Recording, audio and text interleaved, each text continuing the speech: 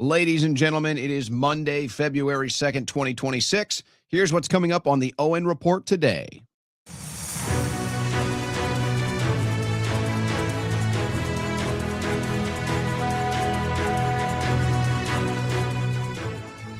All right, we're going to do a bit of an unorthodox show today.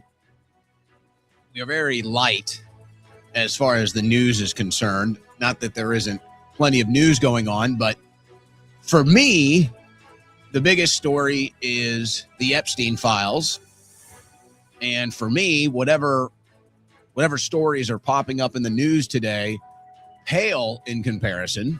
They really don't compare at all. It's not even close to what has been revealed in the Epstein files. Now, people can make up their own decisions as far as what they're going to do with their platform when they have a media operation, a talk show.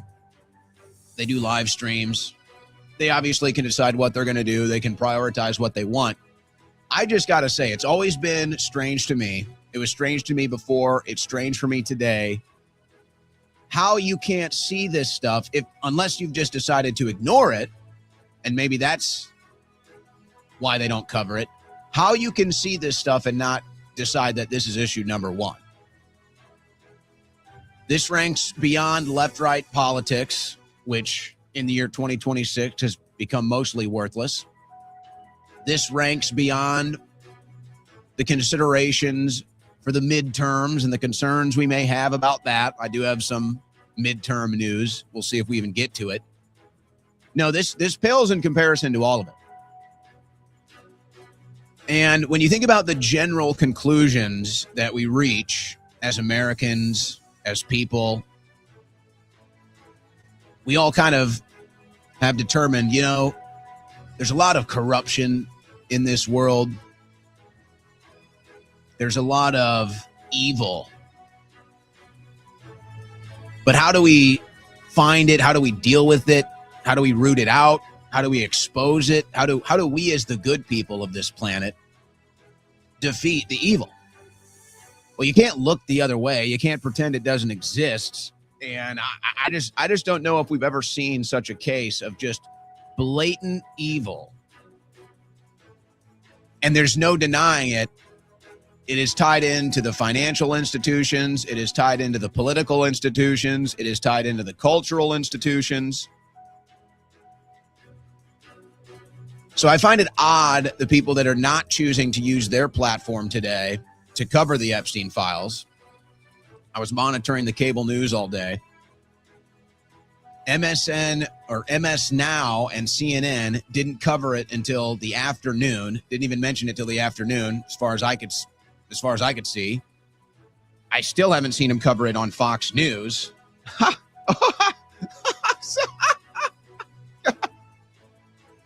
They got Emily Austin on Fox News, guys. Oh, my gosh. Keep that in mind. Keep that in mind, guys. We got Emily Austin on Fox News. She's going to be popping up on the show later. Wow. And what is the deal? It's like everywhere I turn, I open up all my different news apps and different radio shows and headline apps and everything else and the mainstream news, and they're all talking about this Guthrie situation. Look, it looks tragic and sad. What does this Guthrie situation have to do with anything?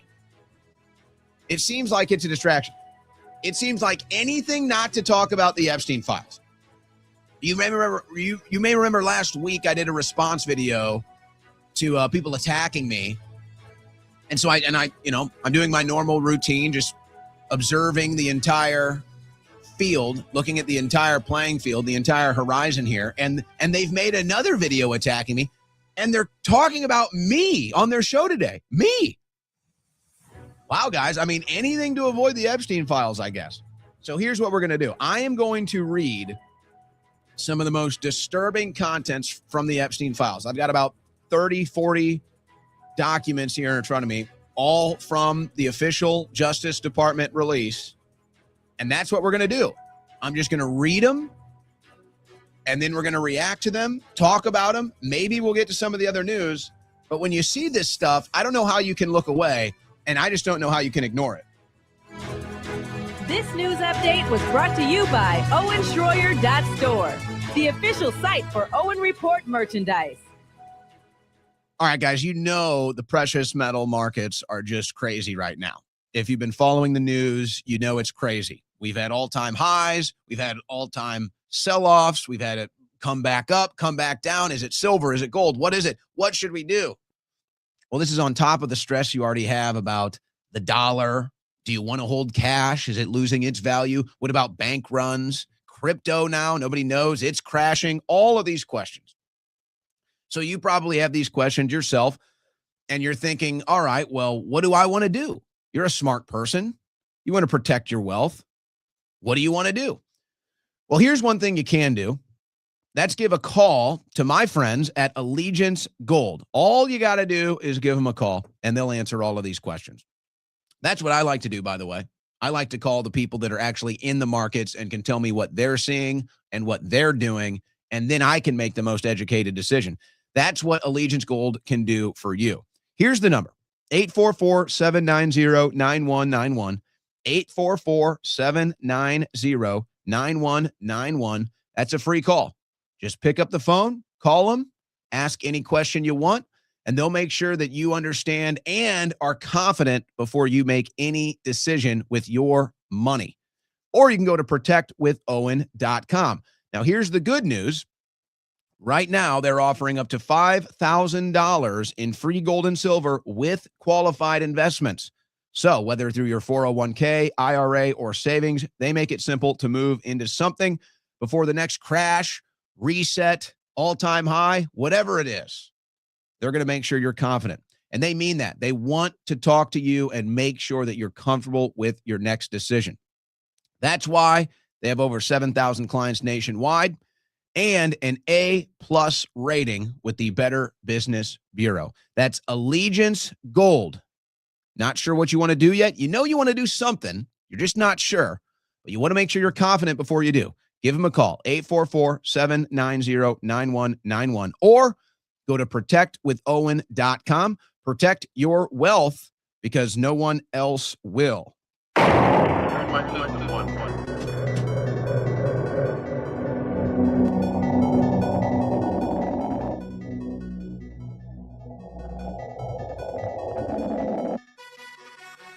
On the cutting edge of news and analysis, the Owen Report with Owen Schroyer.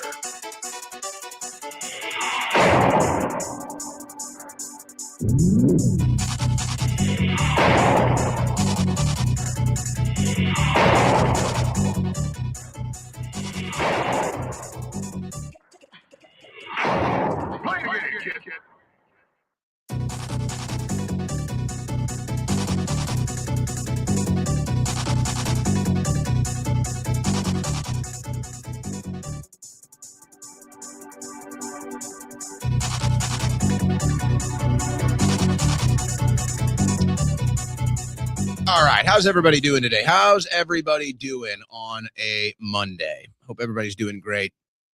Before we get too serious, because some of this stuff is going to be very heavy, and I kind of want to put some qualifiers out there before we get into these files. We'll probably either be opening up for calls, or we took a ton of super chats on Friday. Either way, I want to kind of get the feel from you guys about what you've seen in the files and what you're thinking. And I'm looking at some of the comments because you did have the return of the Bongino show today, which I would say for the most part was kind of a flatliner. There was barely any buzz. Now, obviously, to the parties that have invested interest in the Bongino show being successful, Rumble specifically, they were doing as much as they could to make it a success. And hey, you know what? I like Rumble, so good for them. And they're trying to help Bongino. And I don't know if he's still an investor since he's been in and out of the Fed, but regardless of the the interests, trying to get the Bongino show return to be a big deal, I think it was mostly a flatliner, folks. It was mostly a flatliner. Not many people had any genuine care or concern about it. And not only that, the president was the guest today. President Trump was a guest on the show today. Barely any buzz over that. Now, that could be kind of a double factor of people losing interest in what Trump has to say and maybe not interested in the Bongino show. But I will say, I tuned in and out like 2 or 3 different times. He was not himself. I don't know what else to say. He just simply was not himself today. Normally very high energy. He was very low energy, very tame, very subtle, subdued. He chose to attack his detractors pretty much right out of the gates. I didn't hear any mention of the Epstein files, by the way. I didn't hear any of that. And it seemed like the only people that were tuning in were just trying to see, how the show was going to go. And so I was getting some updates from other people that were tuning in, like, oh, he said this or he didn't say this, whatever. Now, that aside, because I think it's mostly irrelevant now, that aside, it shows, and this is where we're going to go here with the Epstein files today. It shows that this media realignment, this ever-changing media landscape has really, it's really starting to solidify. It's really starting to solidify. And the fact that, I mean, folks, there would be bigger buzz over just an average Bongino show 2 years ago than there was for today, the return show with President Trump. He's in a different studio. I don't know if there's any significance to that. But to me, it's part of this new media landscape. It's this new media realignment. And before we get into the Epstein files, I think it's worth me saying something here. Somebody was, let's say, offering some criticism for me over the weekend. And because I was spending most of the weekend on my X account posting the Epstein files, but I was posting other people's posts. And so somebody said, oh, you're just posting other people's work. You're not really doing anything. And I was going to reply on X, but you know how I like to do things here on the show. I do hold back a lot of things for the show here. I post a lot on X, but I hold a lot of stuff back for the show. Let's say to give the listening audience an exclusive, but it's all very measured. It's all very strategic. So let me explain to you the mindset here. Let me explain to you what I believe in and what I'm trying to do. Yeah, I absolutely was sharing other people's work this weekend on the Epstein files. Now, I could steal other people's work like so many others do on the X platform. Very common. Some of the biggest accounts on X. Don't even ask DMT about that. In fact, most of the Epstein stuff that you saw this weekend that had that perfect highlight on it, that was a DMT original. And I told him to put a watermark on it. He said, no, I don't care. He said, I don't care. We're doing this to get the information out. I don't care. So I could steal other people's work and claim it as my own. I'm not going to do that. I could just post the exact same stuff that everybody else posts and just have this redundancy factor. No, I don't really like doing that. Or I can take a part in building this burgeoning community of fearless truth tellers on X in this massive media realignment that we see right now that has really started to solidify after this Epstein file release. So that's what I'm doing. Absolutely, I'm sharing other people's work. Absolutely, I'm trying to build this community of fearless, brave truth tellers in the free press. 100% that's what I'm doing. I'm not going to steal other people's work. I'm not going to play the redundancy game of posting the same thing as everybody else. I'm going to serve a different purpose. And I'm proud of that, by the way. And just as a little, can't help myself, if you really think that criticizing me is going to make me stop, you clearly don't know who I am or what I do. Okay? But we'll just stop it right there. We'll just stop it right there. So I'm going to read here for you. This is probably going to take, I don't know, maybe the rest of the hour. I'm going to read for you some of the most disturbing Epstein files that I found, some of the most disturbing contents of the Epstein files.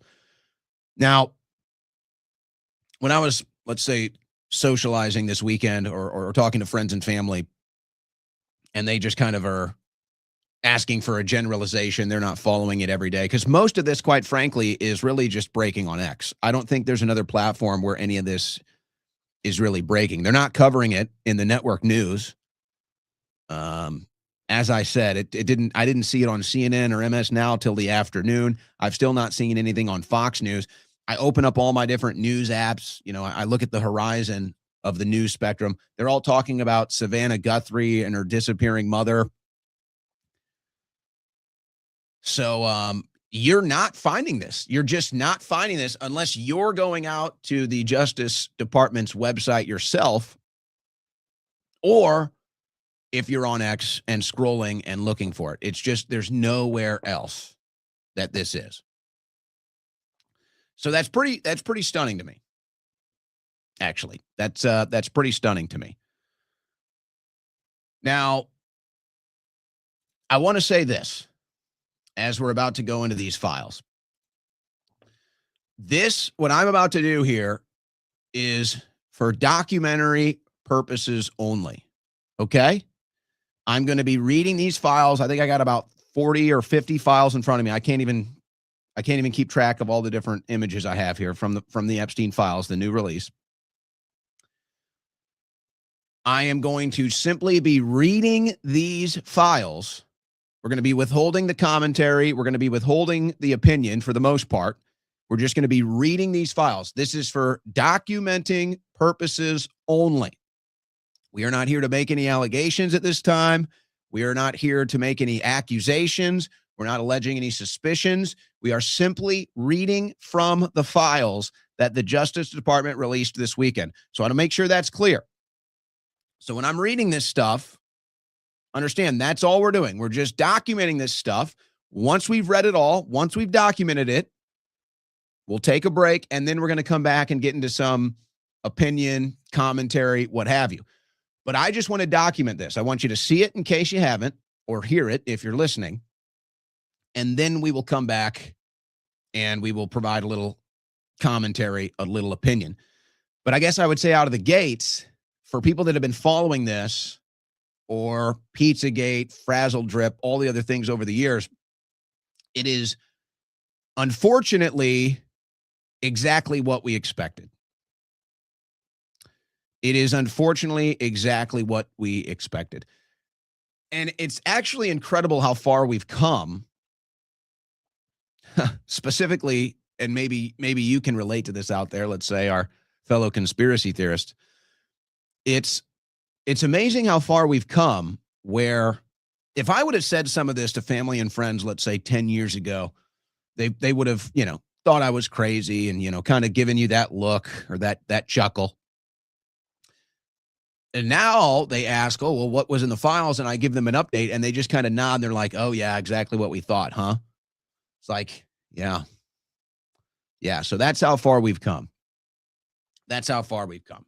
So let's go ahead and get into this now. I guess we'll give you a little spice. Would you guys like a little spice before we take this head on? Yeah, I'd say this is a little spice for you right here. And it's true, isn't it? This is a meme from His Excellency at Rare Palace. MAGA 2020 to 2024. Save the children. And we all remember the Jim Caviezel Sound of Freedom movie that everybody was celebrating and promoting, and for good reason, talking about the trafficking of children and the satanic pedophile networks and everything else. So MAGA was all about it then. But now that we get the real evidence, we're not talking about a movie. We're talking about the actual government files. Now, all of a sudden, MAGA is not interested. MAGA doesn't want to talk about it. It's boring and everything else. So how about just a little spice? Just a little spice before we start this off. All right. So understand, we are going now into the files. I'm going to do my best here. Some of this is going to be small for your viewing here. It's going to be small. So I'm going to read as much of this as I possibly can. We will do the best documentary style presentation here. I'll tell you who's sending the emails, who's sending the emails, receiving the emails. And if it's redacted, we'll mention it's redacted. There is still a large listening audience to this show. So I'm just going to do my best for straight up documenting purposes here with about 50 or 60 files that I have on my desk. I think that these are the most disturbing or interesting. There's still obviously a lot more out there that I'm not covering. It's just a matter of, do I want to spend 10 hours reading this stuff, or do we want to condense it into the normal show? So without further ado, let's go ahead and just dive in. And there's no real rhyme or reason to this, guys. I've pretty much just compiled some of the most interesting stuff to me, some of the most disturbing stuff to me, and put it on my desk here for the show today. Okay? So that's what we are doing. And let's just get right into it, guys. So here we go. This is an email from Jeffrey E. I believe the understanding here is that this email, jeevacation@gmail.com, is obviously Jeffrey Epstein. That's what we're assuming. I don't think I need to bother reading the dates of all of this stuff. They could be significant when it comes to other news headlines and developments, but I'm not compiling it like that. So we're really just going to look on who's sending it, who's receiving it, the subject, and then the materials of each email. So this is for documenting purposes here. So from Jeffrey E. to Richard Kahn, subject blank. The question I have is, imagine he releases fake emails that purport to show really bad stuff, but that his team crafted and they get out in the media. What a trick could be played. Well, of course, nobody's claiming that these emails are fake. These are officially from the Justice Department's website. But what it appears they're talking about here, as you'll see they get on, is the WikiLeaks emails that came out before the 2016 election, which led us to Pizzagate. And so the dates would line up with that. Assange next WikiLeaks batch will lead to Hillary Clinton's arrest. WikiLeaks founder Julian Assange said Sunday that the next batch of hacked emails he plans to release will lead to the arrest of Democrat presidential candidate Hillary Clinton. 2 days ago, the FBI reopened the investigation into her private server as Secretary of State, knocking her campaign sideways after releasing 21 email batches this month. Assange has more than 50,000 to go, with enough evidence to see Hillary Clinton arrested. Now, you may recall Trump said if he was president, she'd be in jail. She's not. Hillary and Bill are both being held in contempt of Congress today, and the Oversight Committee is again threatening them with a strongly worded letter. But nonetheless, this is referring to the WikiLeaks emails, the Podesta emails, the DCCC emails that began Pizzagate with all the coded language, the spirit cookings, the kids in the hot tub for the entertainment, the $65,000 hot dogs for Barack Obama, and so on and so forth. So we do see a lot of similarities in this Epstein drop as we saw from the original Hillary Clinton emails in 2016. A lot of that. So you will see a lot of similar language here. This is from Roy Hodges to Jeffrey Epstein. I wanted to let you know that the crew really appreciated the pizza today. Thank you for letting us do this, Roy and Stephanie Hodges. Now, there's a lot of people that want to, you're going to hear a lot of pizza. You're going to hear a lot of pizza talk today. And this is maybe like 10% of the pizza talk that's in these new Epstein files. I see a lot of people trying to cast this off and say, oh, they're just talking about pizza. Please, you can't be that naive. You cannot be that naive. And so if you're trying to say that this is normal and that you think they're actually just talking about pizza, you're either a dishonest person or you're intentionally blinding yourself from the truth because the truth is just so nasty and you're not ready to handle it.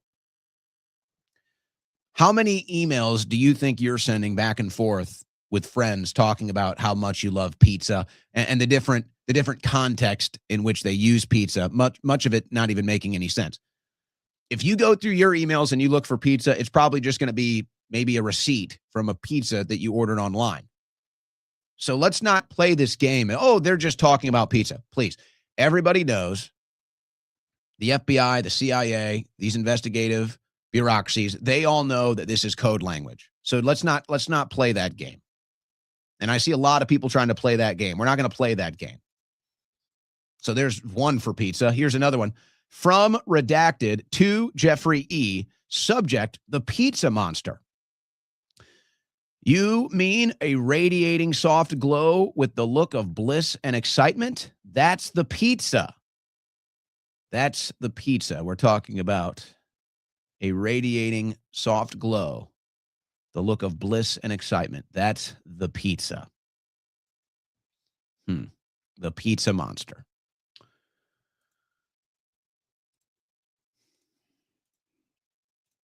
This is from GMax. We can only assume this is Ghislaine Maxwell. They've redacted the email. GMax, there's a lot of GMax emails here too. This is what we're assuming is another Jeffrey Epstein email. To give a little context, let's look at the first email here. I watched them all. Please don't send any more. This is to blank from Jeffrey Epstein. So Jeffrey Epstein sending subject, you have received a flip video to redacted. And then somebody has this video. But obviously this is just a screenshot of a document here. Video length, video 44, video length 1 minute and 6. Well, whatever's in this video, one of the replies here is, sorry, I have no stomach for even the slightest aggro. I don't have the stomach for it or any drama, imaginary or real. I'm still fragile off the last one and scared of shadows. So what type of video are you sending here that has somebody so fragile they can't even watch it? They're still scared from the last one. What type of video could we be talking about?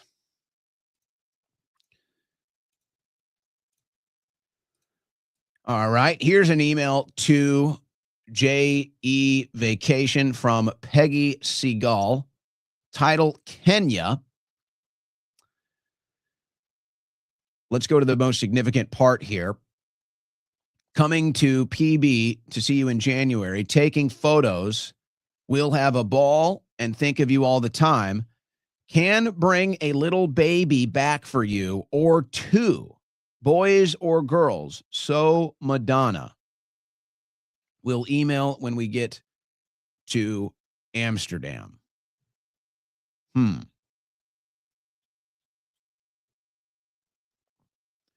What do you make of that? Can bring a little baby back for you or two.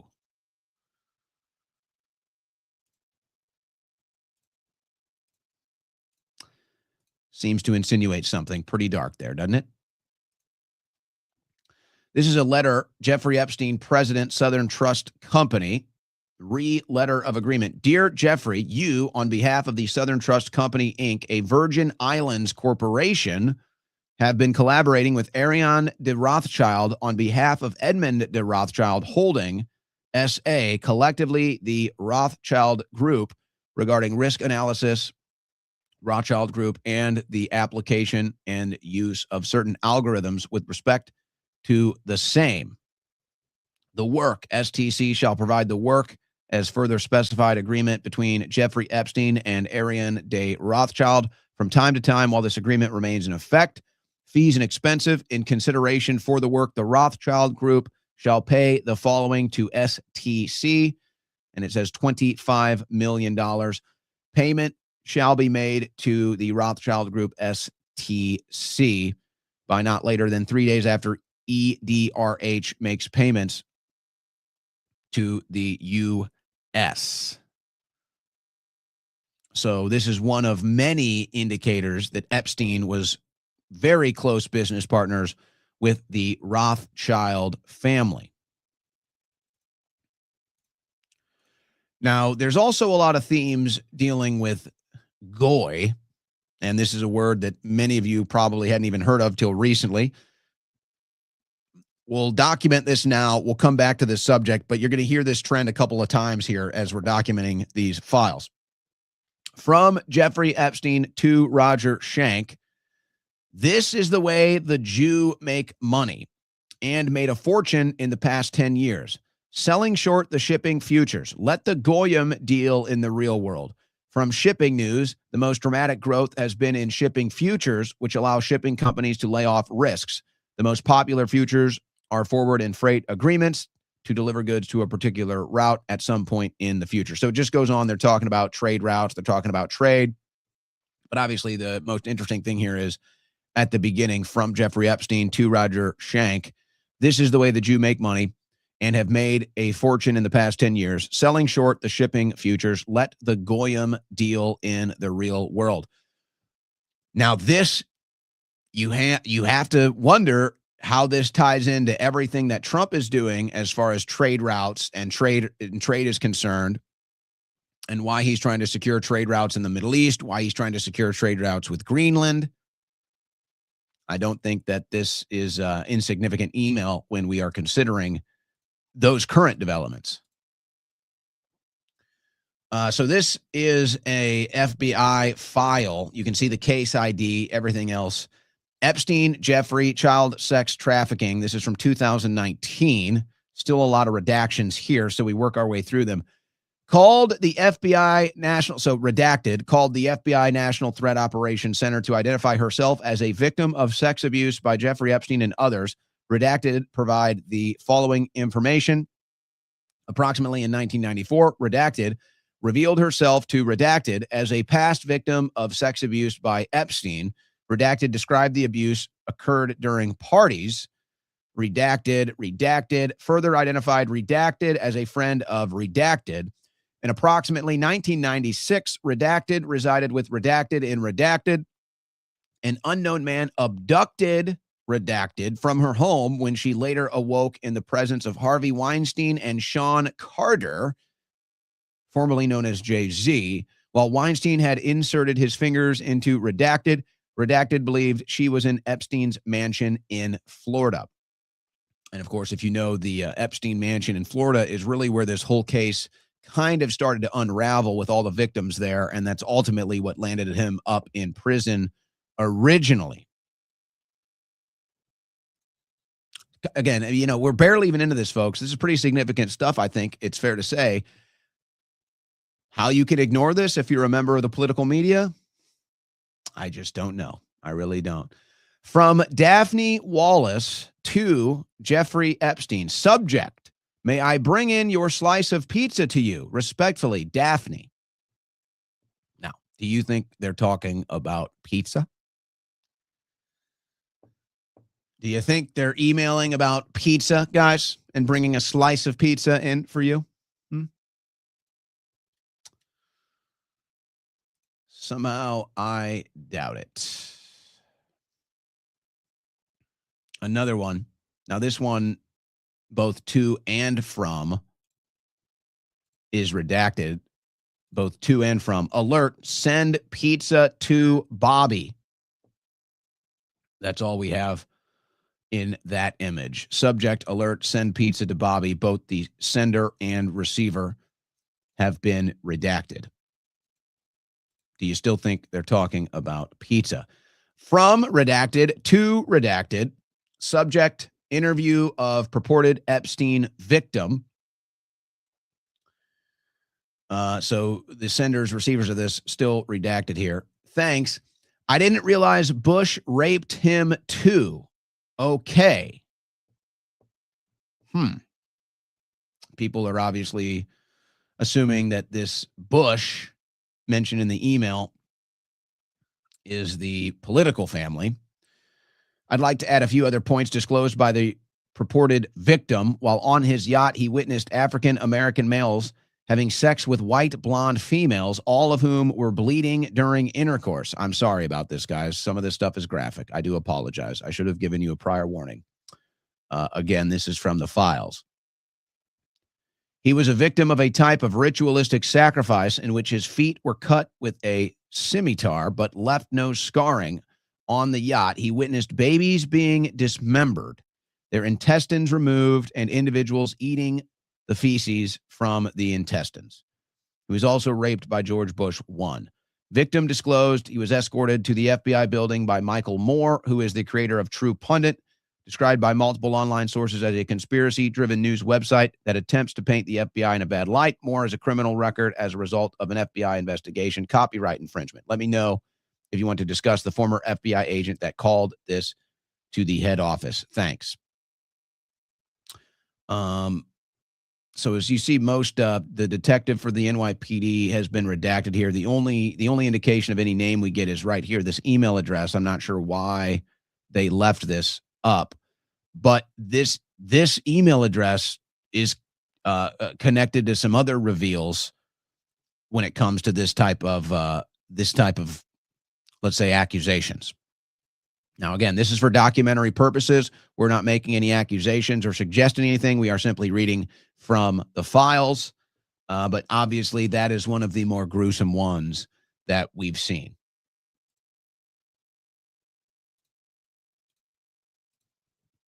And I'm guessing with the New York Police Department, ultimately some of the Epstein case files did end up in New York. And that's also where the Anthony Weiner laptop ended up. I'm not sure these two things are connected, but I figured for the purpose of just putting that on the record so you get a better idea. Here we have, again, an email from redacted to redacted. Subject, interview of purported Epstein victim.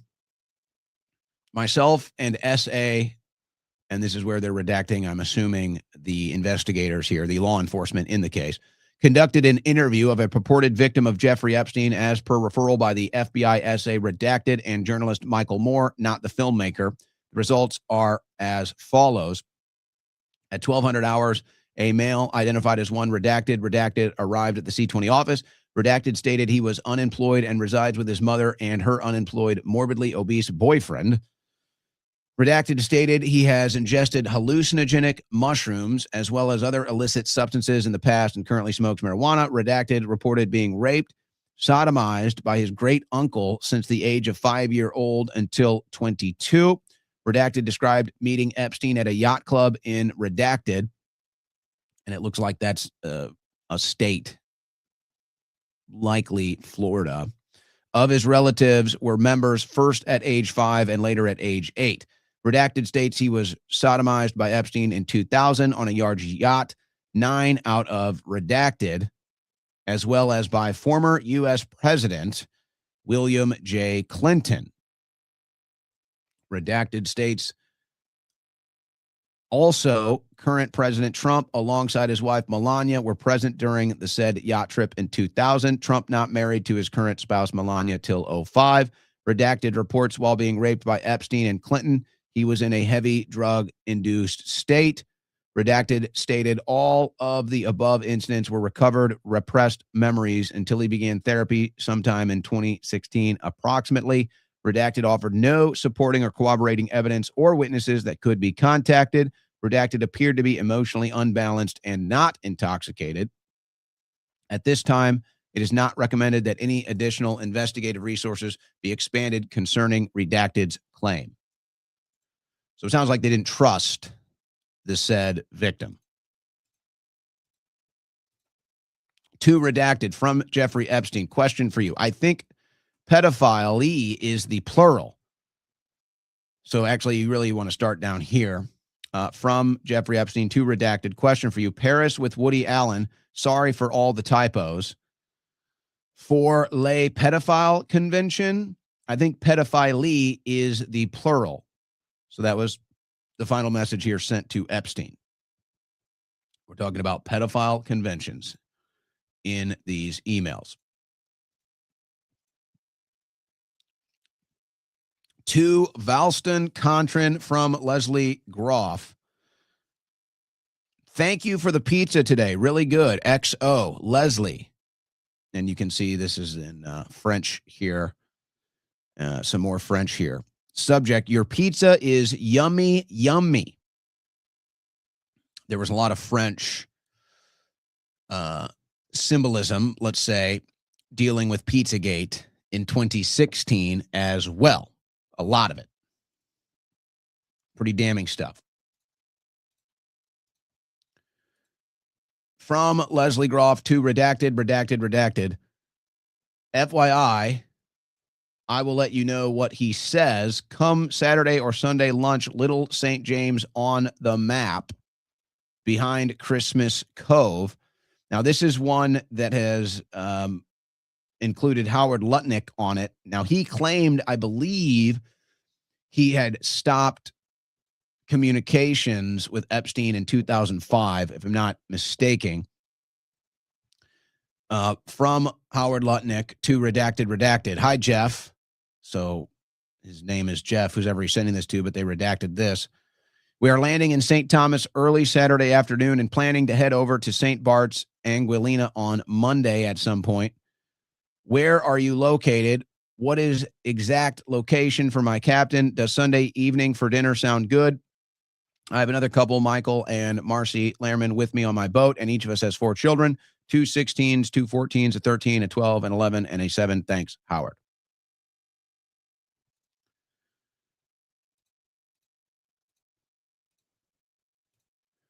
This is an FBI electronic communication document. Title, lead forwarded to Legat, Mexico City.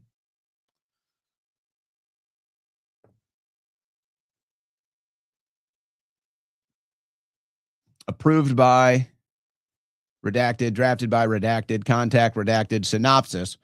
This lead was generated to follow up on information that a USC, Richard Marchenko, is in custody in Mexico regarding a child sex ring investigation. The Mexican authorities, that is purported to include video evidence held by Mexican law enforcement officials of Jeffrey Epstein engaging in sex acts with minors. The said minors were reported as possible USCs.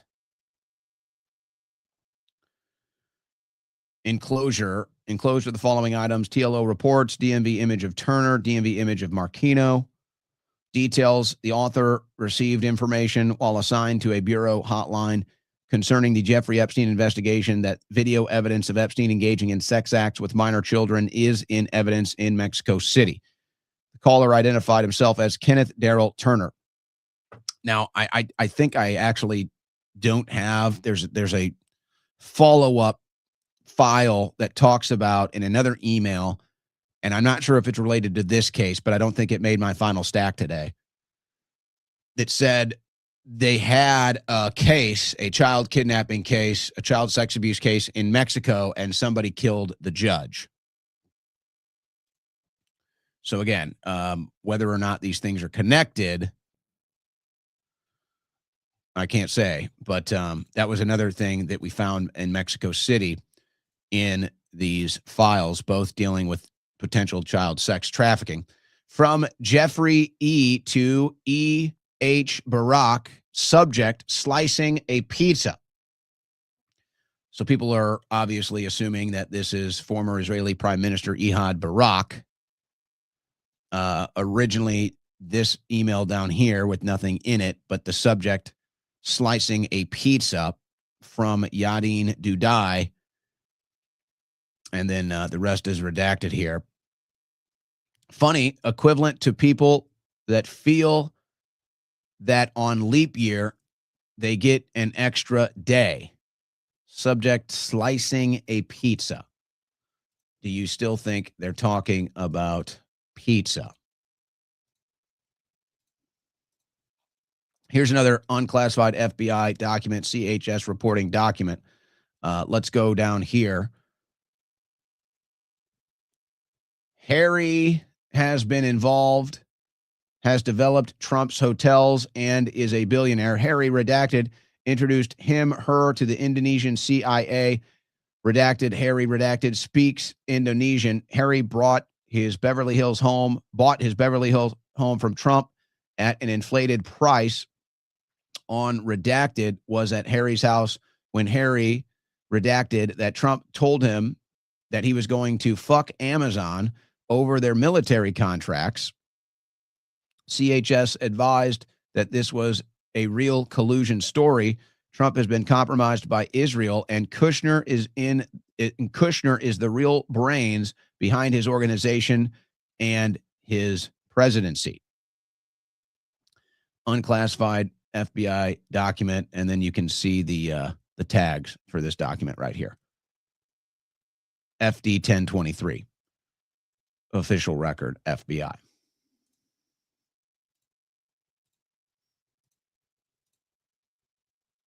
From redacted to redacted. Subject, interview of purported Epstein victim.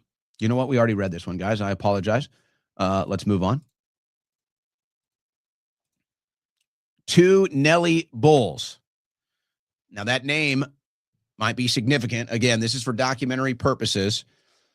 So we're not going to make any assumptions or any accusations, but this name might be relevant as far as current events are concerned. To Nellie Bulls from redacted. Subject, Jeffrey Epstein. We'll start at the beginning here from Nellie Bulls, reporter, The New York Times. Nellie Bulls, reporter, The New York Times. Says Jeffrey Epstein's address. Please let me know. Thanks, redacted. Assistant to Jeffrey Epstein. So whoever this assistant was has been redacted here. Hello, Nellie. Jeffrey will be in New York tomorrow and Wednesday.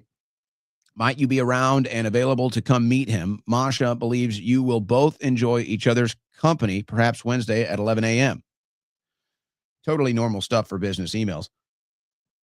Wednesday, 11 a.m. is perfect. I will be there. Good morning, Nellie. Reconfirming you will come see Jeffrey today at 11 a.m. Thanks, redacted.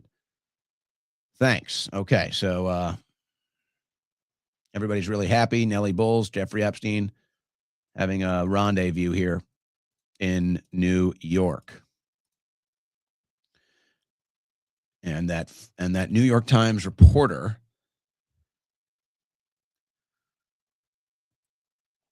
is, well, you can find out for yourself. From Jeffrey Epstein to Peggy Segal, yacht slut. No goyim in abundance. JP Morgan execs brilliant wasps. Now, this is a follow-up email. I may have the original one in front of this, but this is talking about how they wanted to have an event without any non-Jewish people, or that's who they're referring to as goyim. No goyim in abundance. So I guess there'll be a lot of non-Jews there. A lot of these goyim in abundance, they say. This was the original. Again, the same senders and recipients here. Yacht slut. Is it going to be 100% Jew night? Even Perlman and Yum Yum has some goyim. I am getting my media elite list FedExed out for Saturday, and we'll email some names. What about Charlie Rose? Love him. What about Jane Fonda, my new best friend? Nothing like an ex-Jew hater with a Jewish boyfriend to mix it up. Peg.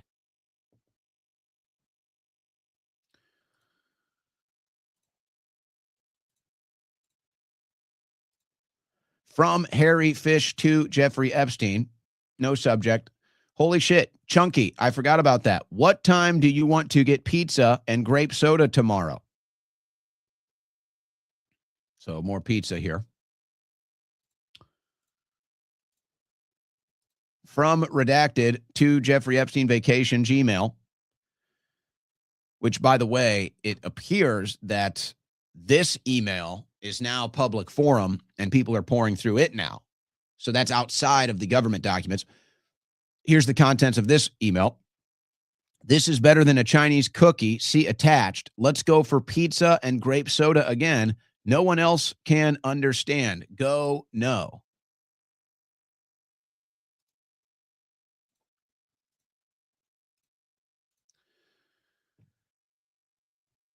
More communications here from the files. To the FCA, David Bowie, Seagrad, James Mersch, Jennifer Friedman, Paul Castle. Redacted is a witness for you. Ask Jess Staley who Redacted is. Why is Redacted so important? Because she was and still is a long-term employee of the Epstein trafficking ring that is still running and being funded today. Date of this, February 2025. So, is the Epstein network still being ran?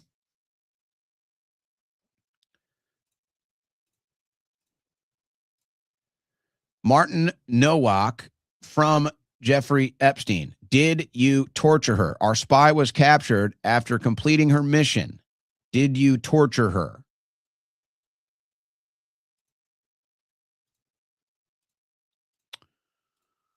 From Redacted to Redacted. Interview of purported Epstein victims. Okay, we also read this one already. That was one of the nastier ones. From Redacted, this is some law enforcement in New York here. You can see what they left. So from Redacted to a bunch of Redacteds, probably all law enforcement. Subject, Ghislaine Maxwell. Let's go down here to the original one. Brian Miller is the only name that they left in these communications. Back in the 90s, Ghislaine Maxwell recruited a girl for a modeling career. Instead of modeling, she was sold as a sex slave and torture. Prince Andrew was an accessory to her death as he tortured her and me to force her murder. I need to get a passport to identify her. I will need someone to contact the passport office to get an expedited passport.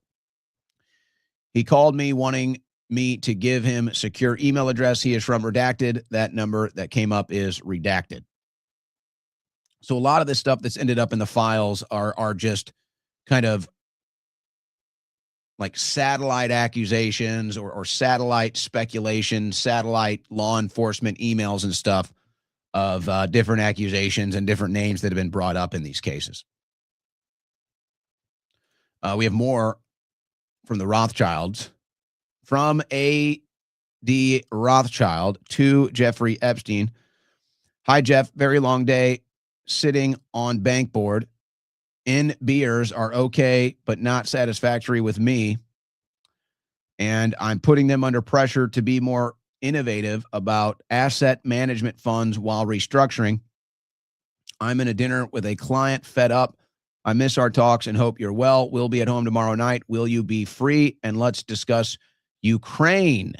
Ukraine upheaval should provide many opportunities. Wow.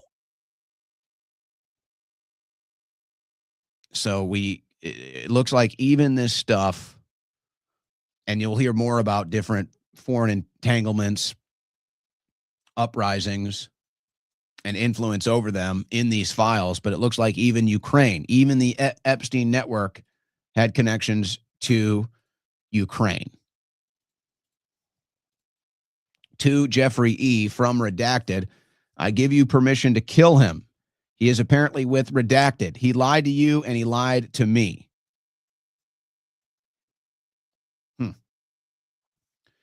Who's giving Jeffrey E. permission to kill him? Who is this? Redacted here. Probably significant.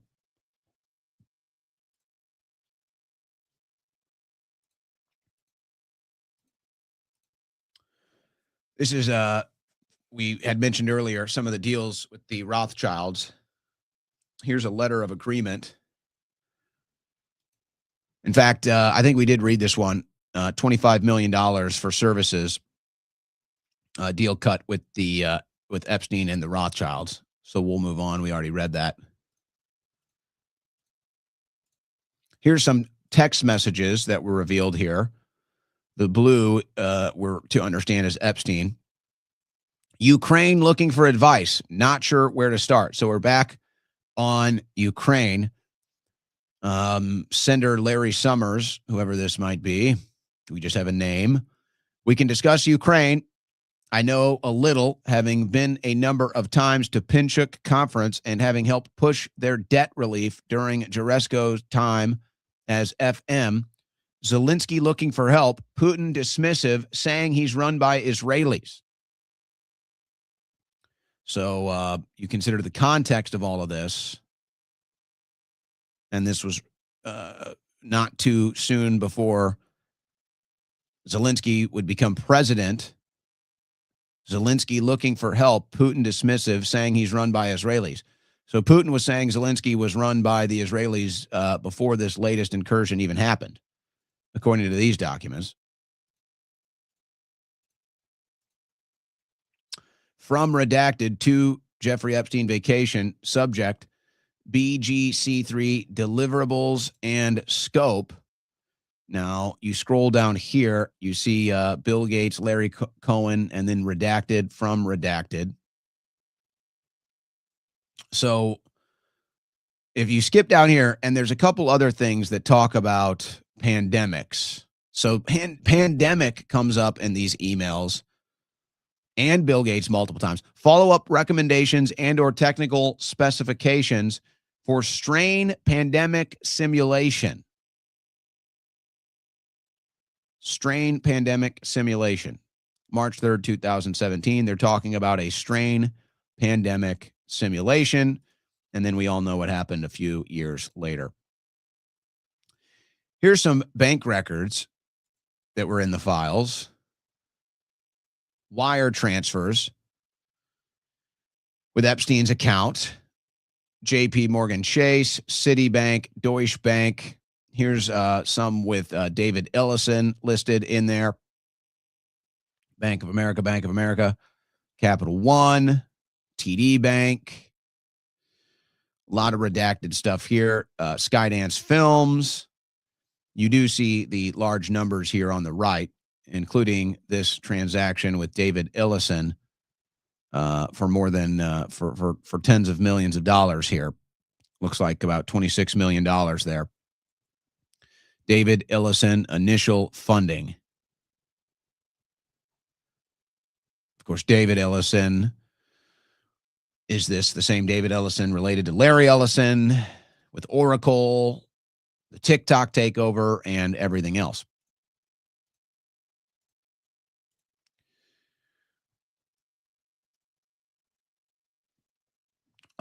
Larry Summers, Jeffrey Epstein vacation. Please direct all scheduling inquiries.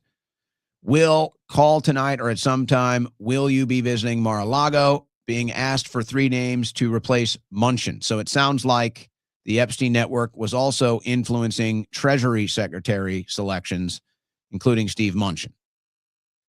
And there's other indicators of the Epstein network influencing other decisions made in D.C. as far as who gets onto the Supreme Court, Treasury Secretary, and other such things.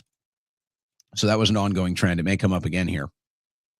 From Jeffrey Epstein to Roger Schenck. Oh, we already had this one too. This is the way the Jew make money and made a fortune in the past 10 years. Let the Goyim deal with the real world. So it sounds like they rig and control trade markets to benefit themselves and let the Goyim deal with the real world, not the rigged world. From redacted to redacted. Okay, we already had that one.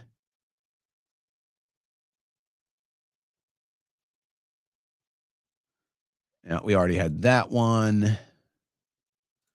Some of this, the print is so small, it's hard to read. Oh, this one just talks about communications between Epstein and Dershowitz. And then it talks about foreign policy influence in Qatar and Turkey and Syria.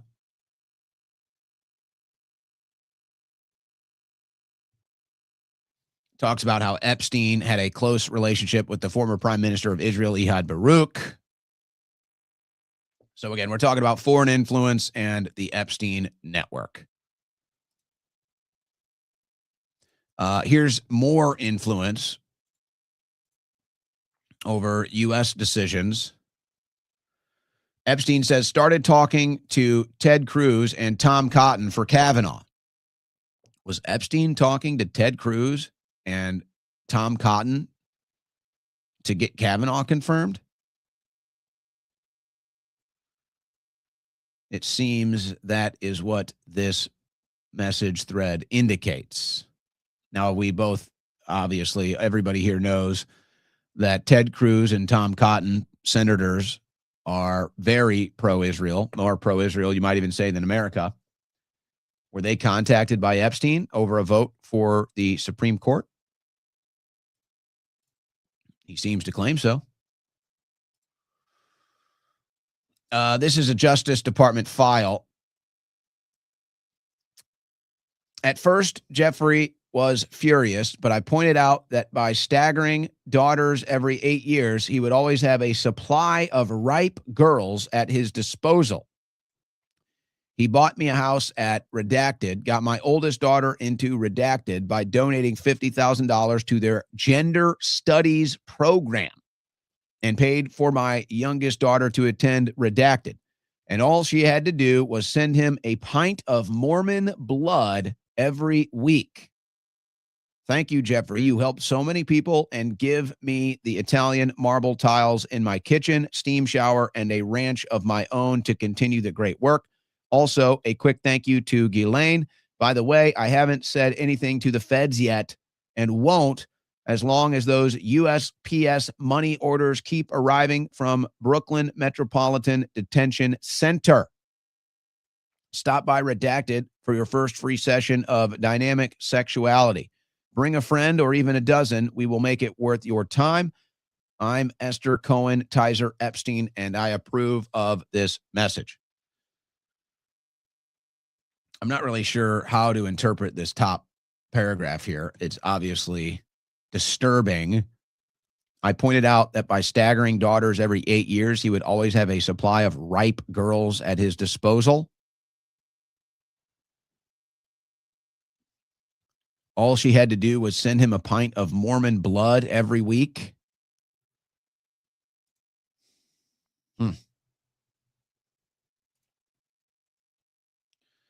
Now, you've seen the stuff that they're willing to discuss in these emails. I mean, some stuff that you would think you wouldn't put in email, but they did. Now, here's one.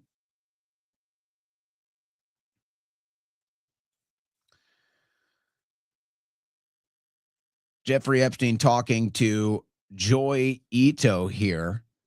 My schedule today is a bit crappy, but I could mail from the car around 6:30 p.m.-ish. Where will you be? Not for email. I'm trying to get a friend out of prison in Syria. You don't happen to have anyone with influence over Assad, do you? This is being inquired of Jeffrey. Not for email. So we've seen what they will discuss in email. So imagine what they're not willing to discuss in email.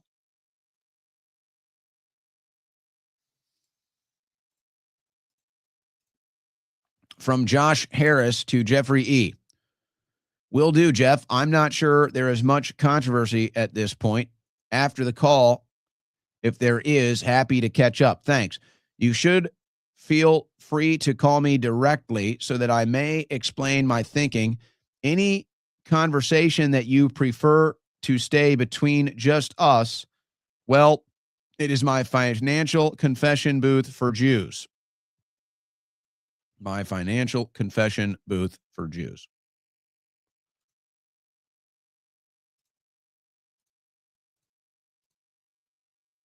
From Gino U to Jeffrey E, written by someone I'm mentoring. Let's start at the bottom. I'm in Paris, was about to write you, and it popped up. She is a classic stage 3 in the model, outlier who is intelligent, was traumatized when she was young, sexual abuse, and now gradually coming into her own and becoming self-realized. Can share our text interactions with her permission, starting to develop special abilities. This trip, we found a lot of stories like this, though she is more on the extreme side given her biographical history. Have been working with many such people with the model with good success. Incidentally, she is based in New York City. Can set up a meeting if you have interest in London. I met with a group that leverages Iboga and spiritual traditions from Gabon to offer this alternate paradigms. Who prompted your Asperger email? I just shared with you a message that I got from someone that I am mentoring based upon their stages model. Her message popped up, and as I was about to write you to see if you were around or knew people here I should meet, and I shared it with you. The caravan trip has been really wonderful in meeting people that are, quote, stage 3. These are people who are developing different perspective of reality and discovering the gifts that they have. Also, in rallying others who have a strong interest in this area. Among the new projects emerging include a base to use science-based approach and Eastern practices to help sort these stage 3 people out. I understand that you are not happy with the result of the Cuba conference that you funded, but I feel that the work is very important towards helping people identify and recognizing the gifts that they have in which may not be accepted or well understood by society today. That is why your support is important to me and why I'm communicating to you my work, and why I'm grateful for the path that your commitment of funds has given me the confidence to undertake. My intention for sending you the mail is to show that it is relevant work and people are benefiting. People that would not normally otherwise fit in are learning to accept themselves, and that abilities beyond what society would consider normal are possible. New models are also possible, such as Alternative Paradigms Group, are finding their way. New forms of knowing without knowing how one knows. So what this sounds like is the type of stuff that was the subject of the TV show Stranger Things. People with special abilities. What are we talking about here? What is stage 3? From Jeffrey E. to Brian Bishop, designer babies, use of funds.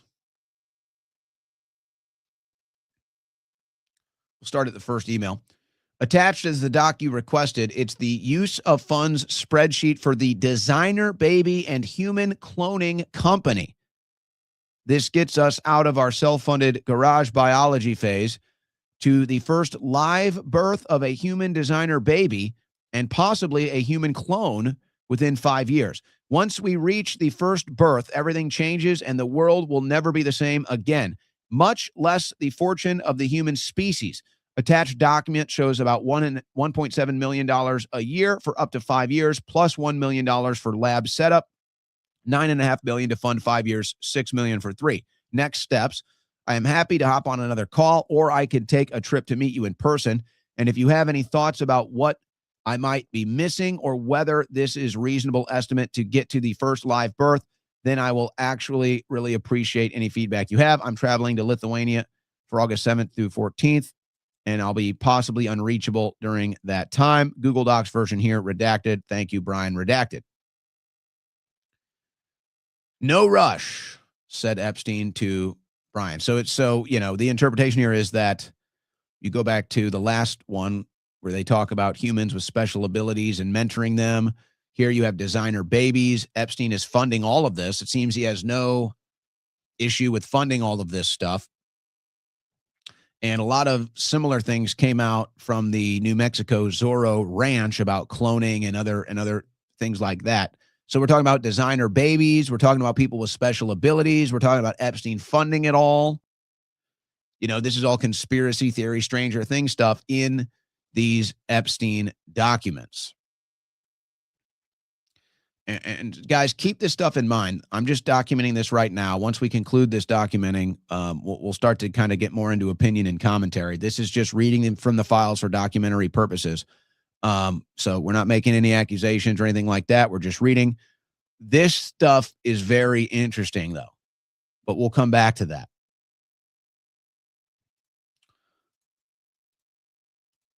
This is from Michael Wolff to Jeffrey E. War between the Jews and the non-Jews. Jews presently winning. And so this was a article that was sent, a Bloomberg article right after Trump was inaugurated for his first term. Bannon removed from National Security Council role in shakeup. And of course, we've seen other contacts, communications, relations with Bannon and Epstein, including but not limited to a long-form interview and a text that we read earlier. And so I guess since Bannon was a goy, they said, we're going to get rid of him. They did. They got rid of Bannon. War between the Jews and the non-Jews, Jews presently winning. So the Epstein network was going to make sure there were no non-Jews in the Trump administration. And if you look at the second Trump administration, it looks like that is a continuing trend. Now, Michael Wolff, all we have is the name. Now, Trump did threaten to sue a Michael Wolff this weekend, the author. Are they the same people? I don't know, but I figured we'd at least lay that out, as Trump did mention a lawsuit against Michael Wolff this weekend, or a pending lawsuit. This one is so small. I'm going to have to, guys, let me see if I can zoom in on this. This text is so small here. I can't even read this, actually.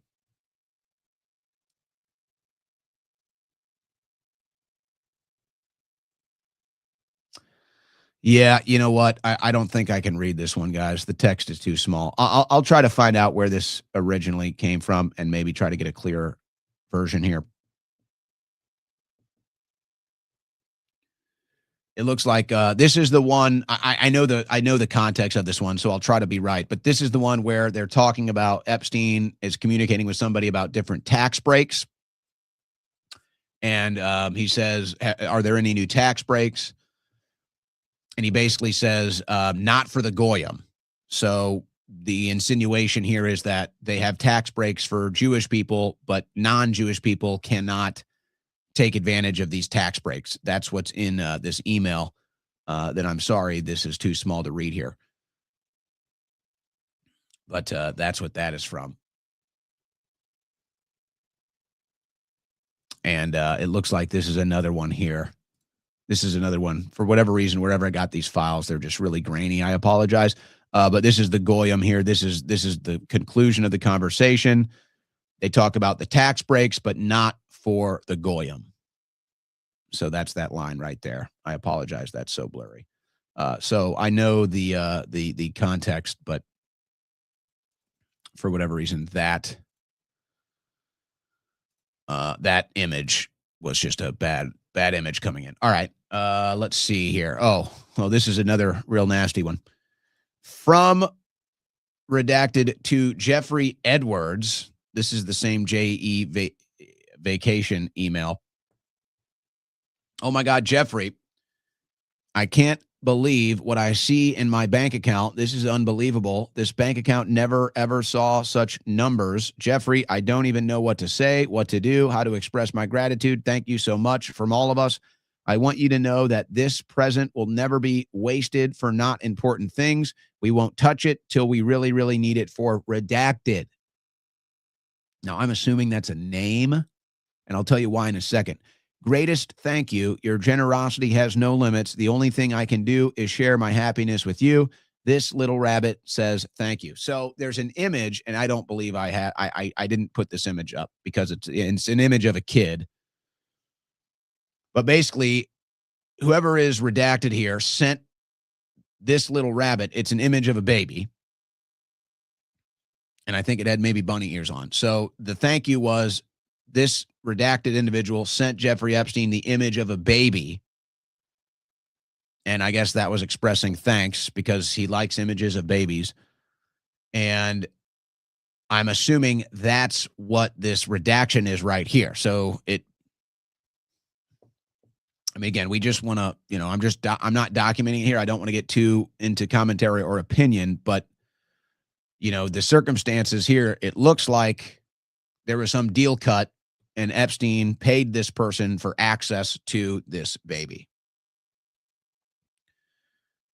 No answers, though, as far as, Todd Blanche did a press conference and he's done follow-up interviews, but nobody's asking about this stuff. Nobody in the mainstream media is asking these questions. Nobody's even looking into it. It's crazy. It's crazy. But that's where we're at. To Jeffrey Epstein from Al Seckel, hacking Wikipedia again. They have all sorts of protection around your mugshot picture on Wikipedia, and so we are hacking Wikipedia now to remove it and replace it with a photo that you sent, which will have the headline, Jeffrey Epstein, businessman, philanthropist. So how funny is that?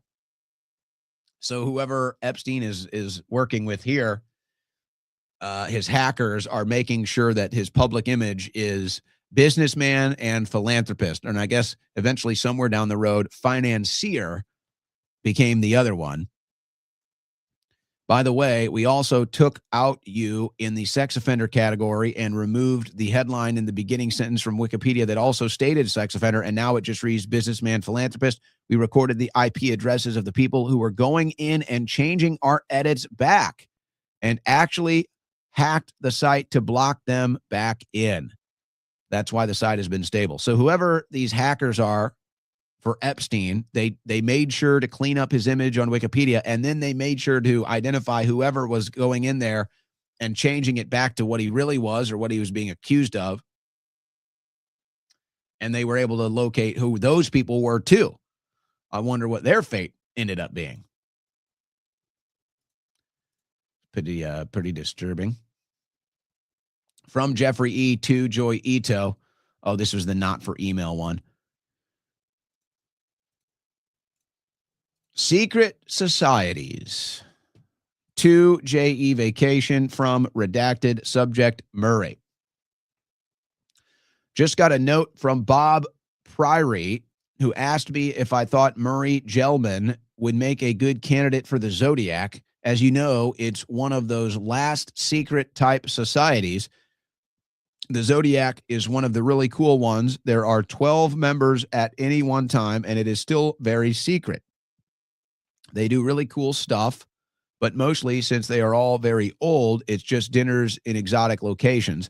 I can't tell you all the 12 members because I don't know who they all are, but I know Paul Volcker is one, some guy named Howdy, whose family owns Stuyvesant Town, Bob Prairie, and I think Tom Brokaw. Bob represents Cancer, the sign, not the month. You are a member until death, but if you get senile, they can put you into eccentric orbit and not invite you to meetings, etc. Anyway, the only way you get in is if they can put you, is if somebody dies, then there are obviously no minorities or women allowed. Anyway, let me know what you think. Finally leaving West Africa tonight. Let me know when you get your postcard. You will hopefully laugh a lot, miss you. So we don't know who sent this about a secret Zodiac society. No minorities allowed. Okay. Oh, here's pandemics coming up again. Here's pandemics coming up again. From redacted to Jeffrey Epstein. Well, actually, we'll go to the original. Preparing for pandemics is the subject matter here. To redacted, from redacted, CC redacted. Please find attached a draft agenda for the meeting on preparing for pandemics as requested. Let's discuss next steps. For example, how to officially involve the WHO and ICRC. Best regards, I hope we can pull this off. Redacted. Preparing for pandemics. Hope we can pull this off. Involve the WHO. Wonder who that is. All right, now we're going to get a little outside of the frame here. And let me provide a little context from this account on X, Heather C_77. We've got 10.2 million views on this. Epstein files, this is huge. The individual who anonymously posted on 4chan the morning of Epstein's death on August 10th, 2019, claiming he witnessed weird happenings at the prison before Epstein's death, has been identified in the Epstein files. Robert Grijalva, an officer at the Metropolitan Correctional Center in New York, has been identified as the anonymous prison employee who posted on 4chan claiming Epstein left his cell Friday evening shackled in a medical wheelchair, while at the same time an unauthorized trip van arrived at the prison, which he believed took Epstein away the night before news of his death. The day after Epstein's death, U.S. Attorney Jeffrey Berman of the SDNY opened a grand jury proceeding and subpoenaed 4chan, Apple, AT&T, and Citibank for records aiming to uncover Grijalva's identity following the anonymous 4chan post.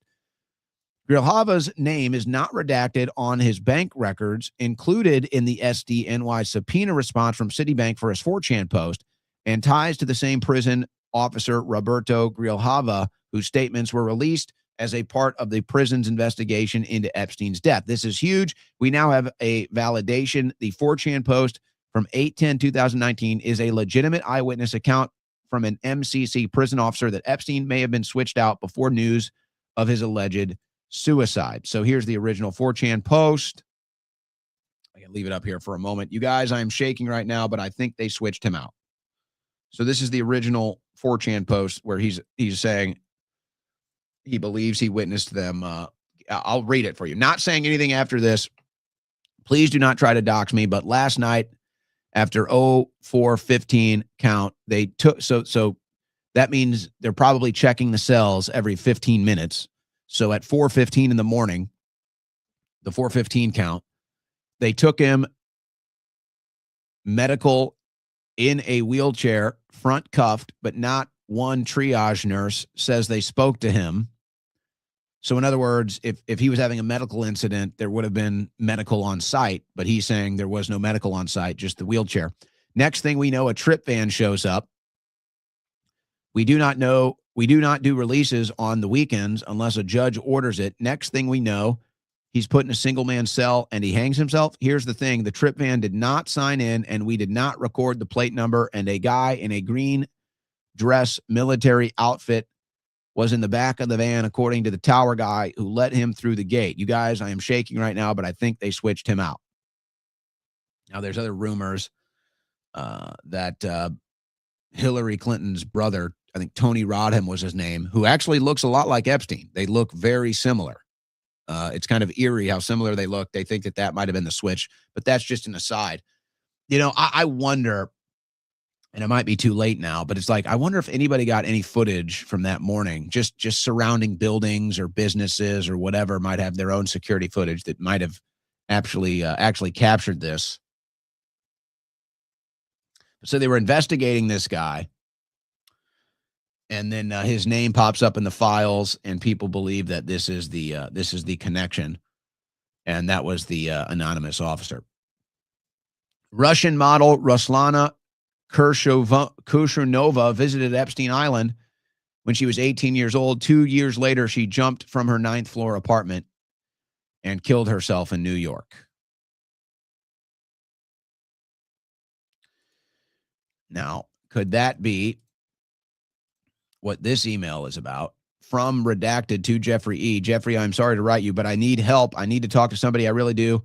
I don't want to be like redacted jumping off the window. My number, you don't have to call. It's okay. So people are connecting those dots. We also have audio here shared by Mike Benz, but I've already gone long on this. So let me just tell you, if you want to go listen to this 10-minute audio from Mike Benz here, but I'll give you his synopsis. I'm utterly blown away by this new audio in the Epstein files. It shows the secret conversation for you fear very high level of government official might have with an outside fixture to hook them up the moment they leave government into the private sector. That's a quote. Here, Jeffrey Epstein teaches Ehud Barak, while he is still Minister of Defense in Israel, but on his way out, how to make millions of dollars in the private sector by first compiling a list of people who owe him favors from his 40 years in government service. Epstein then told Ehud Barak to pursue Peter Thiel, whose name at that point Ehud Barak had not even known how to spell, and to try to connect with a company called Palantir, which existence Ehud Barak had never heard of, and whose name Jeffrey Epstein didn't know how to spell. He credits Ryan Grimm, who goes on Breaking Points as the first time he saw this clip. Ryan assesses this meeting took place in February of 2013, which seems to line up with the audio, saying Iyad Baruch is about 71 at the time of the recording, as he is 83 today. And of course, we know Baruch was good friends with Epstein, and they had been seen together. And that just continues the ties with Epstein and Israel. All right, now that does it for the files for today. That does it for the files for today.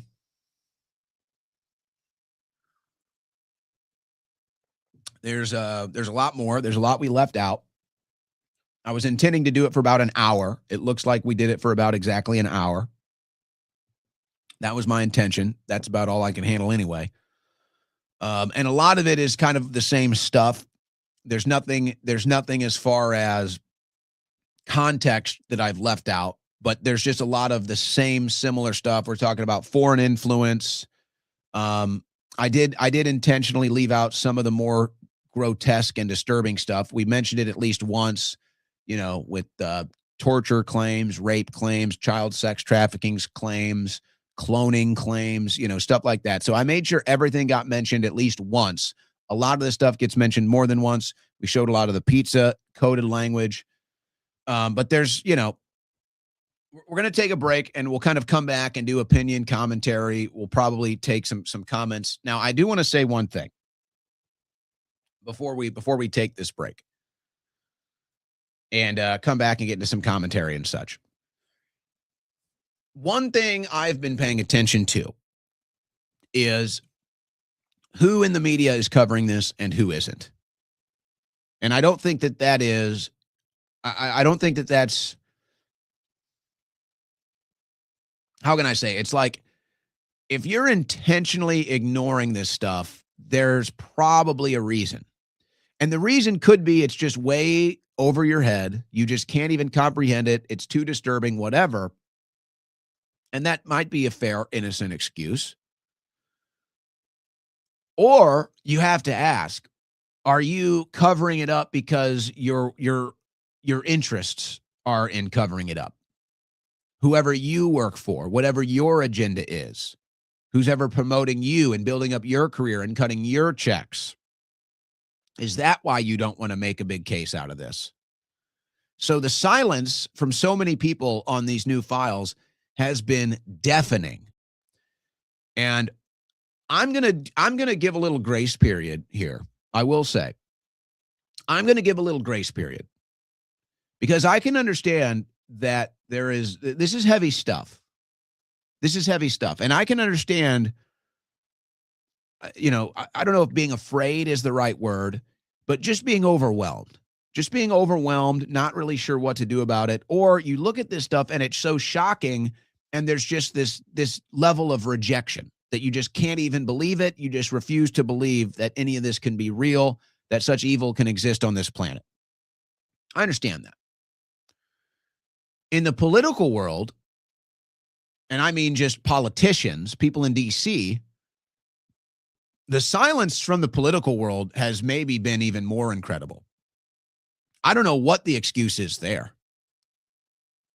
especially considering that this is only out because of a congressional order and an executive order signed by President Trump. Now, I'll get into a little more color commentary on all of these potential indications. But let me say this, and I know there's going to be a lot of controversy here, and as I always say on the show, I am open to it. I'm open to the disagreement. This is a major point of contention I have with a lot of friends, and so I accept that. I know, hey, we don't all think alike. That's okay. We're all good people. We're all in it for the right reasons. We're all in good faith here. But I'm just going to say this, folks, and it remains true. The biggest name who's raising the most fuss about this since this weekend is Elon Musk. And that is just true. And I say the files exonerated him. Obviously, they wanted to bring Elon Musk to the island. Obviously, they wanted to compromise Elon Musk at any potential time they could. But he never went to the island and they never compromised him. That's what I believe. Again, this is a major point of contention that I have with friends and other people in the political world, that I'm not blaming Elon Musk for this stuff, and I still have Elon Musk at an approval rating above 50%. But you can go to Elon Musk's X account. Here's another example. The official Jeffrey Epstein pedophile arrest counter, Elon Musk, it can't stay at 0. There must be some justice in this world.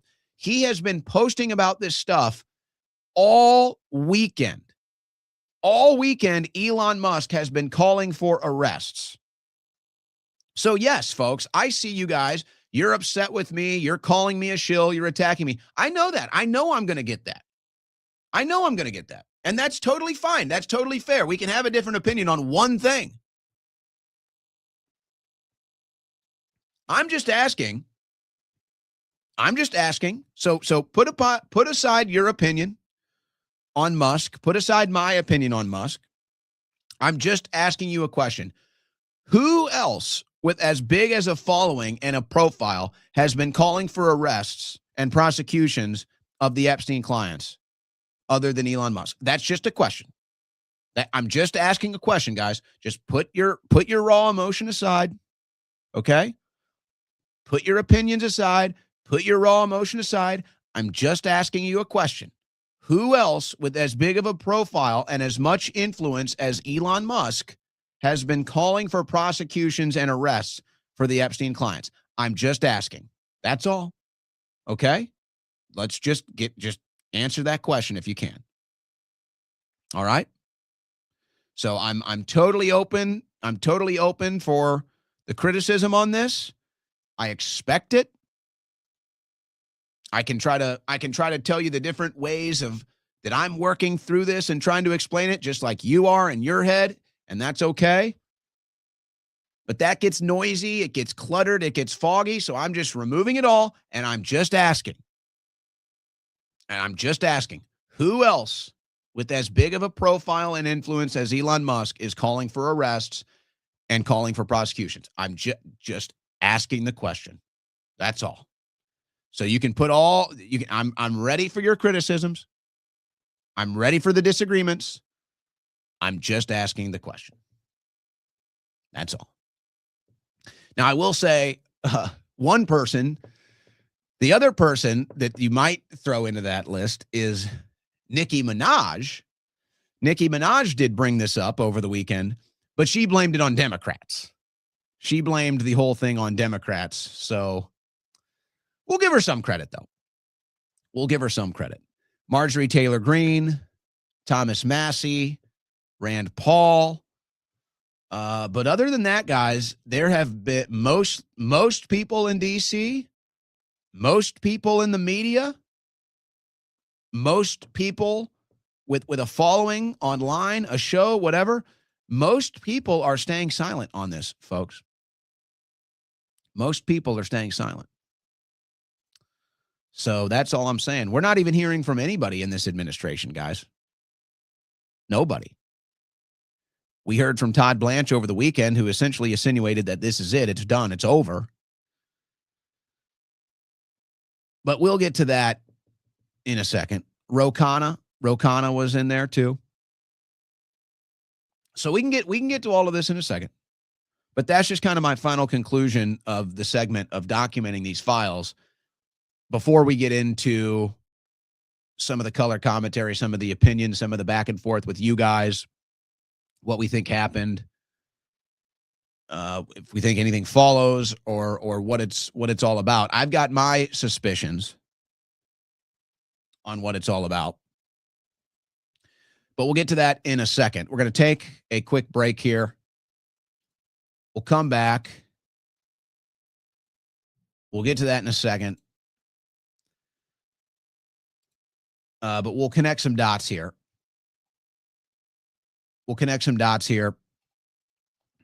Try to make sense of it all. I'll get some opinions from you guys. I'll share some opinions of my own. We'll get to the super chats. But there it is. Again, that was for documentary purposes. I wanted to just read directly from the files. We cut out a lot of stuff But I just wanted to give at least an example of each thing, even some of the things that appeared multiple times. I wanted to at least give an example of each kind of, here's one example of each thing. But a lot of that stuff that we covered, folks, it appears quite often. A lot of that stuff appears a lot more than once. But I'm not sure if any of us could or even want to try to handle more than an hour of that darkness. You're listening to the Owen Report on the Win Network. Well, we can't help ourselves but wonder when we see the corrupt establishment get so exposed like this. What are they going to do? What are they going to do? Are they going to launch a disaster? Is that what they're going to do to try to cover all of this up? You start to think like that. I can't help it. You start to think like that. But you know what? We'll put the conspiracy theories aside. We just had to go through this here in Texas. In fact, there's still people in North Texas that they're not doing so good because of this winter storm. Now, if you got caught in a situation without power and you're freezing and you don't have anything to eat, don't get caught again, folks. Just don't. Don't put yourself, don't put your family, don't put your loved ones in that situation. Go to preparewithowen.com. We've got a new offer for you. $100 off a 3-month kit. The world, it gets more unstable and chaotic every day, it seems. It seems like everywhere you look, there's another crisis, controversy, conflict, catastrophe. You can't control what happens out there, but you can control how you prepare for it. You can make sure that no matter what happens, you have the basics covered in case one of these disasters reaches your doorstep. You know, things like having enough food to eat when the shelves are empty. And when it comes to my family and my house, when it comes to food security, I trust my Patriot Supply. They've helped millions of Americans get prepared, and they have over 90,000 5-star reviews. Right now, you can get their best-selling 3-month emergency food supply for $100 off. My Patriot Supply almost never offers a deal like this. Take advantage. Go to preparewithowen.com. That's preparewithowen.com. And you can take advantage of this deal. Now, understand, if you have done no work as far as emergency preparedness is concerned, if you've done no work at all, this is the perfect opportunity to at least check that box off. Think about it like that. If you've not done any work at all, this is the time to just check that box off. Preparewithowen.com. And right now, as we've stated, $100 off the 3-month food supply. This food kit gives you 2,000 calories a day, lasts up to 25 years, and best of all, it's $100 off for a limited time. Preparewithowen.com. Get yours right now while this special lasts. If you haven't checked off the box of emergency food supplies, great place to start right here with this 3-month emergency food supplies. $100 off. Preparewithowen.com. And that way you can feel safe and secure should an emergency hit your doorstep.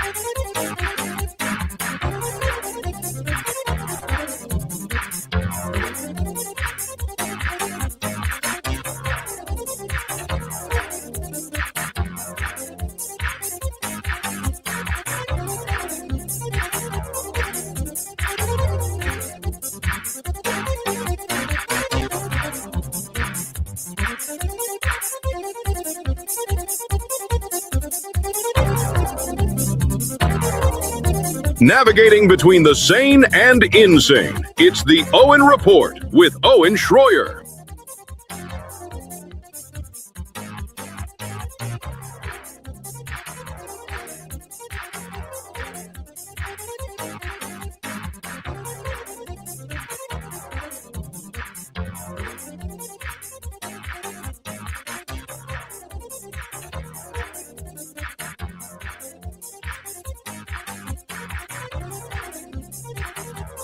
All right, guys. Take a deep breath here, huh? Take a deep breath here.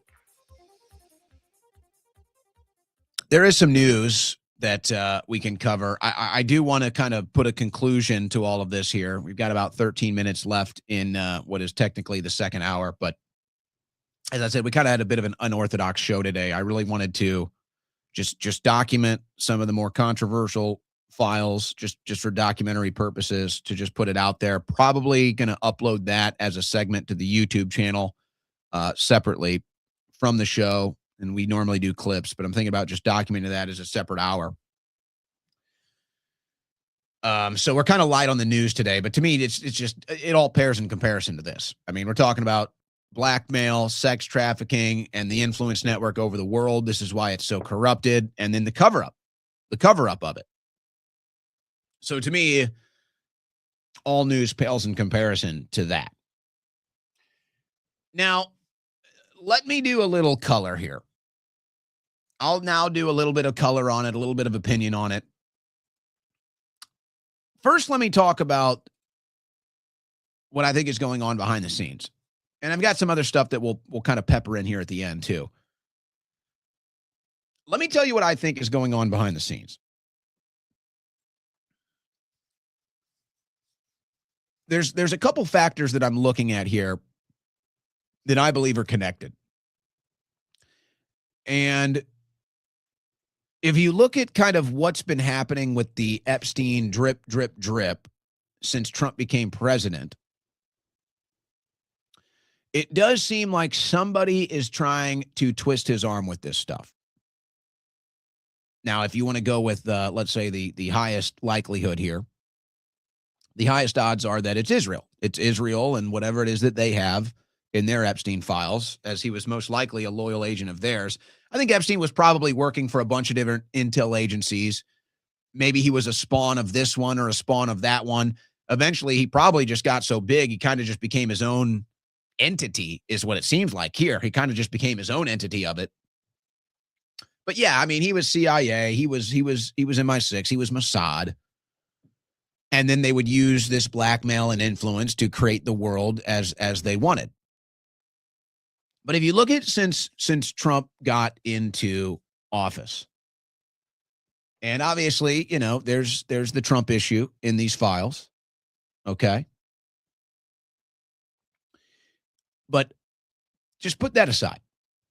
So Trump gets into office, and immediately we see the pressure from the foreign lobbyists to prioritize Israel and, another regime change war, another land grab, all of it. And so then we get it. We see the pressure publicly applied. We see the money coming in. Trump is very transparent about this. He tells you his biggest donors are all Israeli firsters, Israel firsters, Marian Adelson, one of them.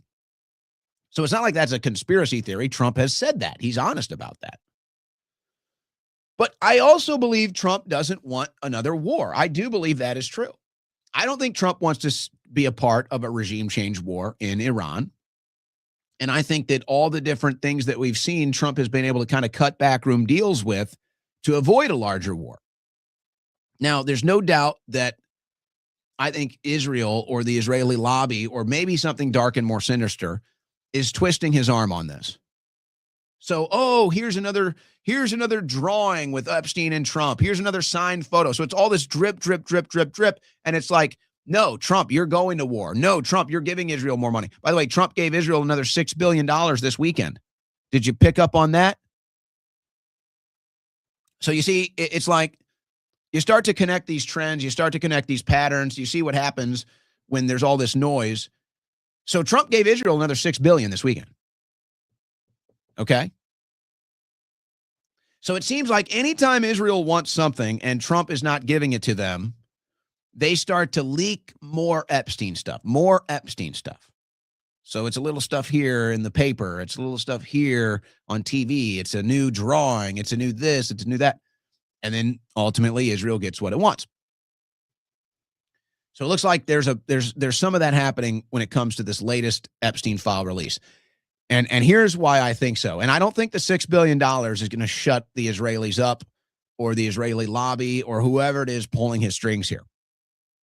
I don't think $6 billion is going to shut them up. They want us to strike Iran. They want us to take out the regime, and they want us to give over the influence and the control of Iran over to Israel. That's the entire purpose of this regime change war, so that an Israel-favored leader can get in there and run it in Israel's interest, just like they do here in America. And in Syria, which is falling apart, Libya, Iraq, Afghanistan, you name it, that's the game. These files that we got this weekend were supposed to come out a month ago. They were supposed to come out a month ago, and they didn't. They didn't come out a month ago. Now, why is that? Well, they said we needed, to redact some names. Well, the victims' names had already been redacted. Now, the news reports were that they were redacting Trump's name.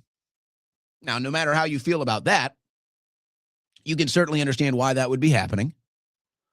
And if Trump felt so inclined, he would call up the DOJ and say, well, before we release these files, you will redact my name and we'll release the files. Okay. Well, guess what? They didn't release Trump's name. They didn't redact Trump's name. Trump's name was all in them. So they didn't even redact Trump's name. So why would the DOJ take a month to release this stuff and then not even redact the president's name? Folks, I see that, and that tells me that Trump is not even in control of his DOJ. That's what it tells me. That tells me that Trump's DOJ, at the very least, is guilty of insubordination, which, again, I'm not making an opinion on whether I like or dislike Trump being redacted from the files. I'm just covering the developments here. Trump wants them to redact it. It's the president of the United States. It would make sense in their interest to redact it. They didn't redact it, and then they released the files a month late. Was that a play by the DOJ against Trump?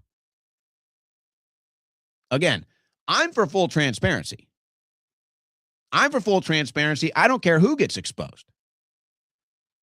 I'm just telling you how this developed. It doesn't make any sense.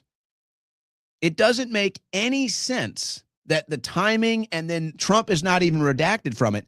It looks to me like the DOJ is taking commands from an outside force. And they're all working against Trump to get him to greenlight a war in Iran. That's what it looks like to me. That's what I see happening here. And this has been the pattern since Trump's inauguration. That's what I see. And I don't think it's just that. I think the Israeli interests are starting to get really impatient here, folks. I think the Israeli interests are the ones that did the giant market sell-off so that Trump can't talk about record high stocks anymore. And it looks like it bounced back again today, but no, the market sell-off was significant. The gold sell-off, the silver sell-off, the volatility there, the crypto tanking. I think these are all Israeli interests right now. They're doing all of this to hurt Trump. And they're saying, we're going to continue to tank the markets. We're going to continue to release Epstein stuff with your name in it. Every time you refuse to launch this war in Iran and use the U.S. military and U.S. assets to do Israel's bidding in the Middle East, we're going to continue the drip, drip, drip of the Epstein. We're going to continue to crash the markets, make them more volatile. We're just going to continue to do this until you give us what we want. That's how I see it. That's not a defense. This is not a defense of Trump here, guys. I'm just reporting what I see happening. I'm doing the political play-by-play that you tune in to do. That's what I see here. Now, if you want to say, well, good, credit for Trump. He's standing tall, not doing it. Fine, you can reach that conclusion. I'm just telling you what I see happening. That's what I'm saying.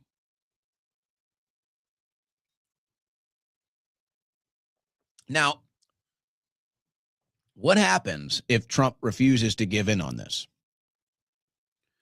What happens? Do they have videos?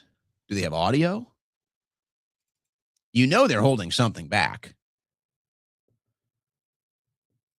I mean, folks, these Epstein files, that was not a light play. That was a heavy play. Now, I'm not saying they went all in.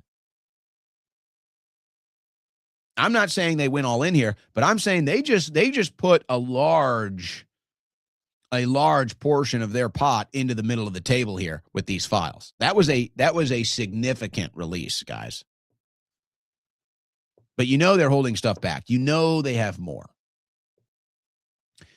And I wonder how many more moves on the board there's left before somebody gets bombed. I don't think there's many moves on the board left, folks, before somebody gets bombed. And I'm not talking about America bombing Iran for Israel. I'm talking about a false flag. I'm talking about something else blowing up or something in America blowing up because Trump won't strike Iran. And maybe this is why it was so important that Matt Gaetz ended up not being the attorney general, because he was not going to do this. He was not going to play ball like Pam Bondi is. He was not going to use these different assets against President Trump like Pam Bondi is. So Matt Gaetz had to go. So they showed their hand against Matt Gaetz. They got him to drop out. They brought in Pam Bondi. And Gaetz took it. And Gaetz took the fall.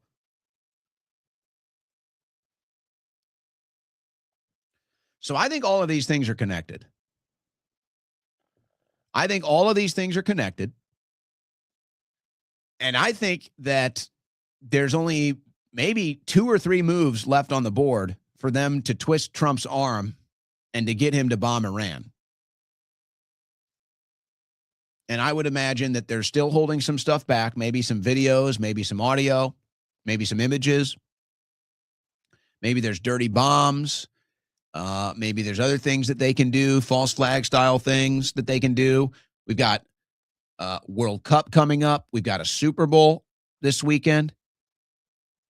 We've got Olympics coming up. All of this stuff comes into play.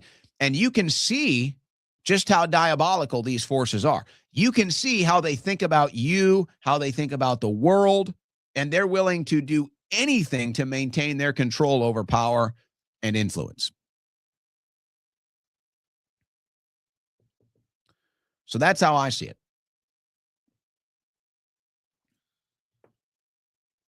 Oh, yeah. They just gave Trump a taste of what tanking the economy would look like. They just gave Trump a taste of what tanking Bitcoin and the cryptocurrencies would look like. They just gave him a taste, and they said, you want to have?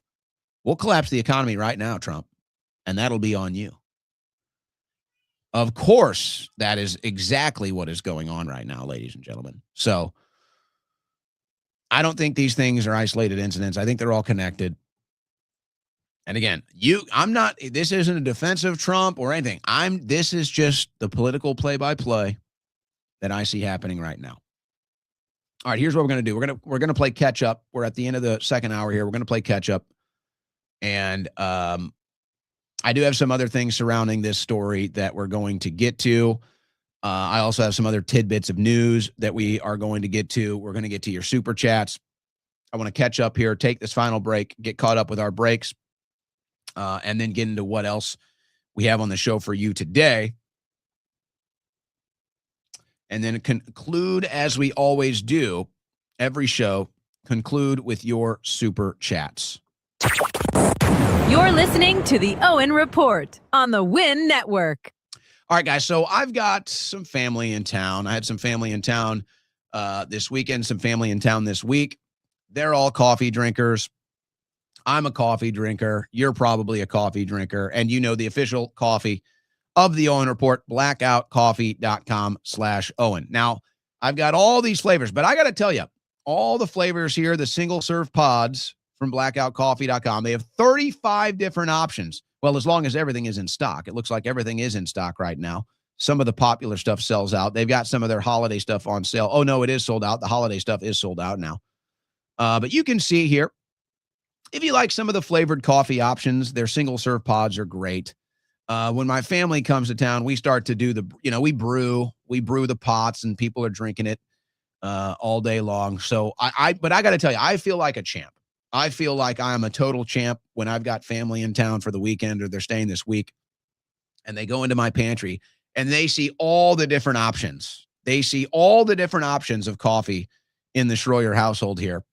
Like right now, we've got the Brutal Awakening, we've got the Morning Reaper, we've got the Smooth Finish, and we've got the Pitch Black Espresso. All these 4 options are in my pantry right now. So I'm like, oh, yeah, you guys need some coffee? They go open the pantry. They see some of the flavored pods. They see the different bags. And I'm standing there. I'm feeling like a champ. I'm feeling like a champ that I can have all these different options for them. And they look, wow, like, oh, wow, we can sit here all day and drink different types of coffee. Yeah, that's how we do it over here. But hey, if you haven't tried it yet, folks, the premium instant coffee from blackoutcoffee.com/Owen.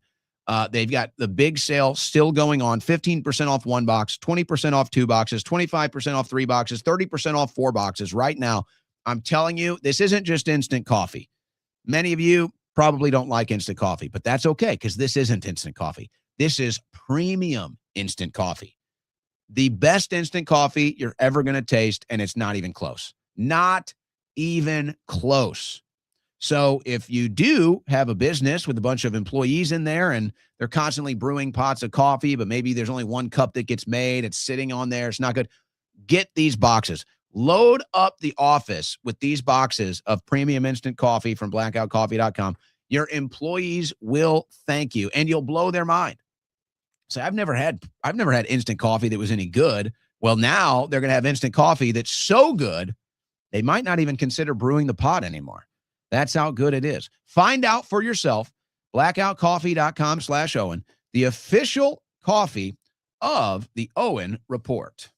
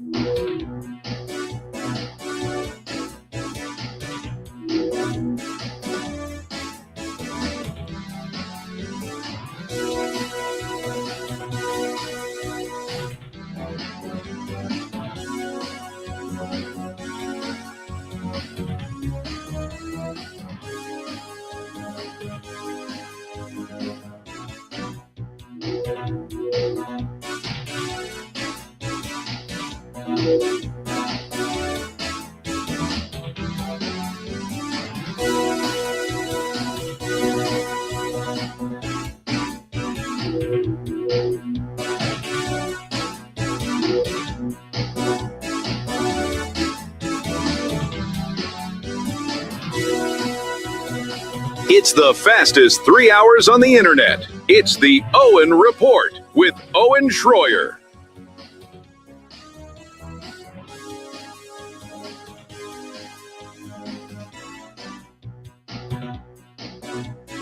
All right, guys.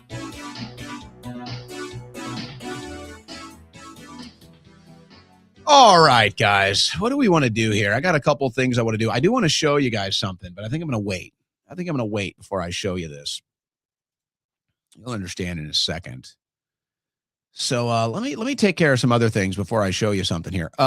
First of all, this is hilarious to me. And I told you I'm giving a little bit of a grace period. I'm giving it a little bit of a grace period as far as the political pundits and commentators and influencers and everything else out there. I'm giving him a bit of a grace period, maybe a week, before we start to really start to question why they're ignoring these files. And there does seem to be one trend. That they all have a direct correlation or connection to Netanyahu or Israel. But I'm going to give him a grace period. We're going to wait and see. We're going to wait and see how it all goes down. Now, one who I'm not giving any grace period to, because this is just obnoxious. So sorry for her, but she did this to herself. And this is Emily Austin. Now, she was part of the original Bindergate team. And I'm sorry, Emily is just one of many, but she's gonna have to deal with the force of this today. So here's Emily Austin after she got her binder. Remember Bindergate? Let's listen to Emily here. And she was so thrilled, guys. Well, I'm here outside the West Wing, and look at what we got today. The Epstein files, baby. Let's make America safe again. Well, I'm here outside the West Wing, and look at what we got today. The Epstein files, baby. Let's make America safe again. The Epstein files, baby. Look what we got. The Epstein files, baby. Well, guess how many times Emily Austin posted about the Epstein files this weekend? 0. None. She was at the Grammys, though. She was having a great time at the Grammys. She liked to post videos of her at the Grammys. And then she's sitting up there and she's like, oh my gosh, look at the award ceremonies and they're attacking ICE. So why don't you stand your fake little blonde ass up and say something? Come on, doll. Come on, sweetheart. You got all dolled up. You got all the surgeries and the fake hair and everything else. Stand up. Present yourself. Come on. Come on, you're a game changer. You're a mover. You're a shaker. You're an influencer. We got the Epstein files, baby. She didn't say a damn word about it this weekend, but she shot a selfie video as she's listening to all these Hollywood tarts get up there and bash ICE. Oh, well, why don't you stand up and say something?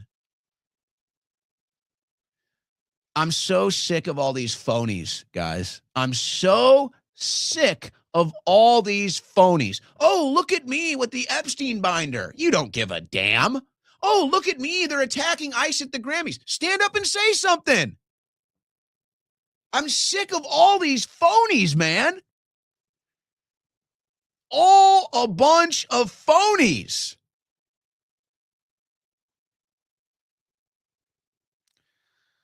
So, we're going to give a grace period to some of them. And I took some shots, obviously, this weekend. We dunked on a couple of them. And it's so funny, too. All right, so we dunked on, we had a couple big videos. We dunked on some of them this weekend. I won't even get into it. But what's funny about it to me, it's like I'm not the one that's changed. But aside from that, what's funny about it to me is I'm like overly nice. I try to be overly nice and not go after. It's like I will only punch back or I'll only punch up. I don't punch side to side. I don't punch down. I don't punch side to side. I only punch back or I only punch up. And it's even people that I have been nice to. And let's say you look at the dissident community, let's say that I'm in, you look at kind of the anti-establishment community that I'm in, people actually get mad that I'm not meaner. People get mad that I don't go harder off the phonies. And it's not my style. I don't make a career out of doing social media drama, personality conflict, all that stuff. It's not what I do. I'm not interested in that. Other people do, and that's because they lack actual skills and they don't know how to cover news and they're not professionals. But I do punch back and I do punch up. But it's funny to me, the people that are attacking me now the most, I've been overly nice to. I've been complimentary of. I've been overly nice to. I've shared their work. But now, now because I'm covering the Epstein files, and now because I'm doing fair coverage of Trump and not just licking his taint, now they're coming after me and attacking me. It's like, what? Whatever, man. I do find it funny, though. I do find it funny.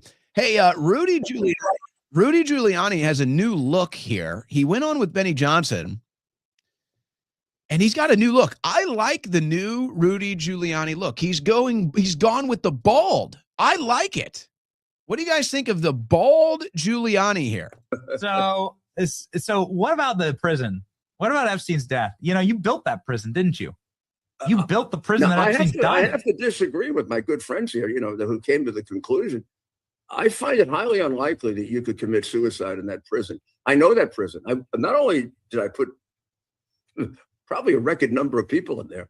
Really quickly, Mr. Mayor, because you have so much insight on all of this. What's resurfacing in my timeline due to the release of these files is that the feds aggressively went after a guard in the prison who created a whistleblower account of what actually happened that night. He says right here, dated, that there was a medical wheelchair that took Jeffrey Epstein out of his cell.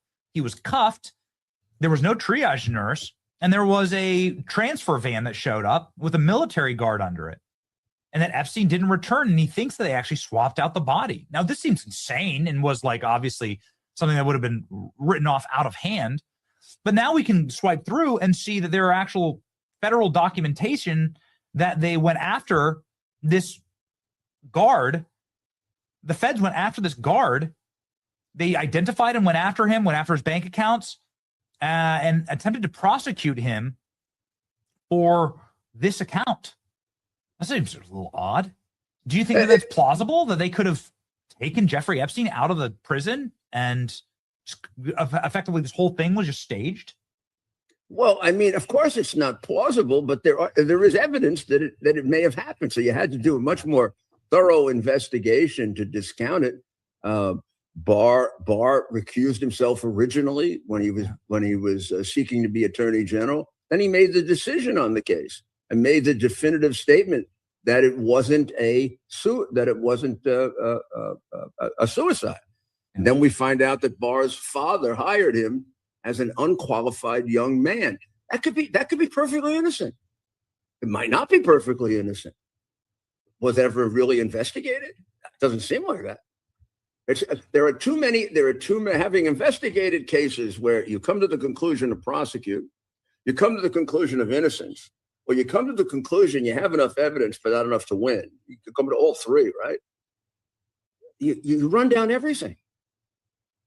Here they seem to have run down very little. So, I think you're quite right in having a sense of justifiable. Now, I've already said as much as I'm ever going to say on this. So if you missed that episode, good luck. Easter egg hunt, have fun. So I've already said as much as I'm ever going to say on this before, but I'll just give it a little more. I'll give it one more thrust here for you today. I told you I had a very high level source about that prison and that night. And basically to connect it to what we're talking about with this 4chan thing, there was no evidence of anything that night. They couldn't even conduct an investigation because there was nothing to investigate. It was all gone. There was literally nothing to investigate. So when the people supposed to investigate showed up to do an investigation, it was like there was nothing. No videotape, no security records, no cell check records. It was all gone, folks. Gone.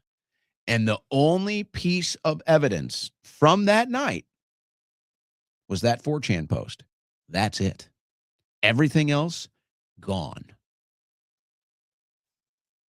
Now, I don't know if Giuliani is aware of any of that. He obviously understands the process and knows that the process is impossible for the conclusion. But I know someone that was involved in the process, and they told me there was nothing. Nothing to investigate. It was like a ghost.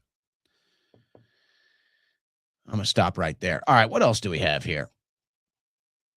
Oh, I got my invitation to the National Conservatism event. Let's see, guys. Got my invitation here, nationalconservatism.org, being held in Israel. Oh, of course it is. Of course it is, ladies and gentlemen. Of course it is. Netanyahu had to show up for court finally today. Oh, boy.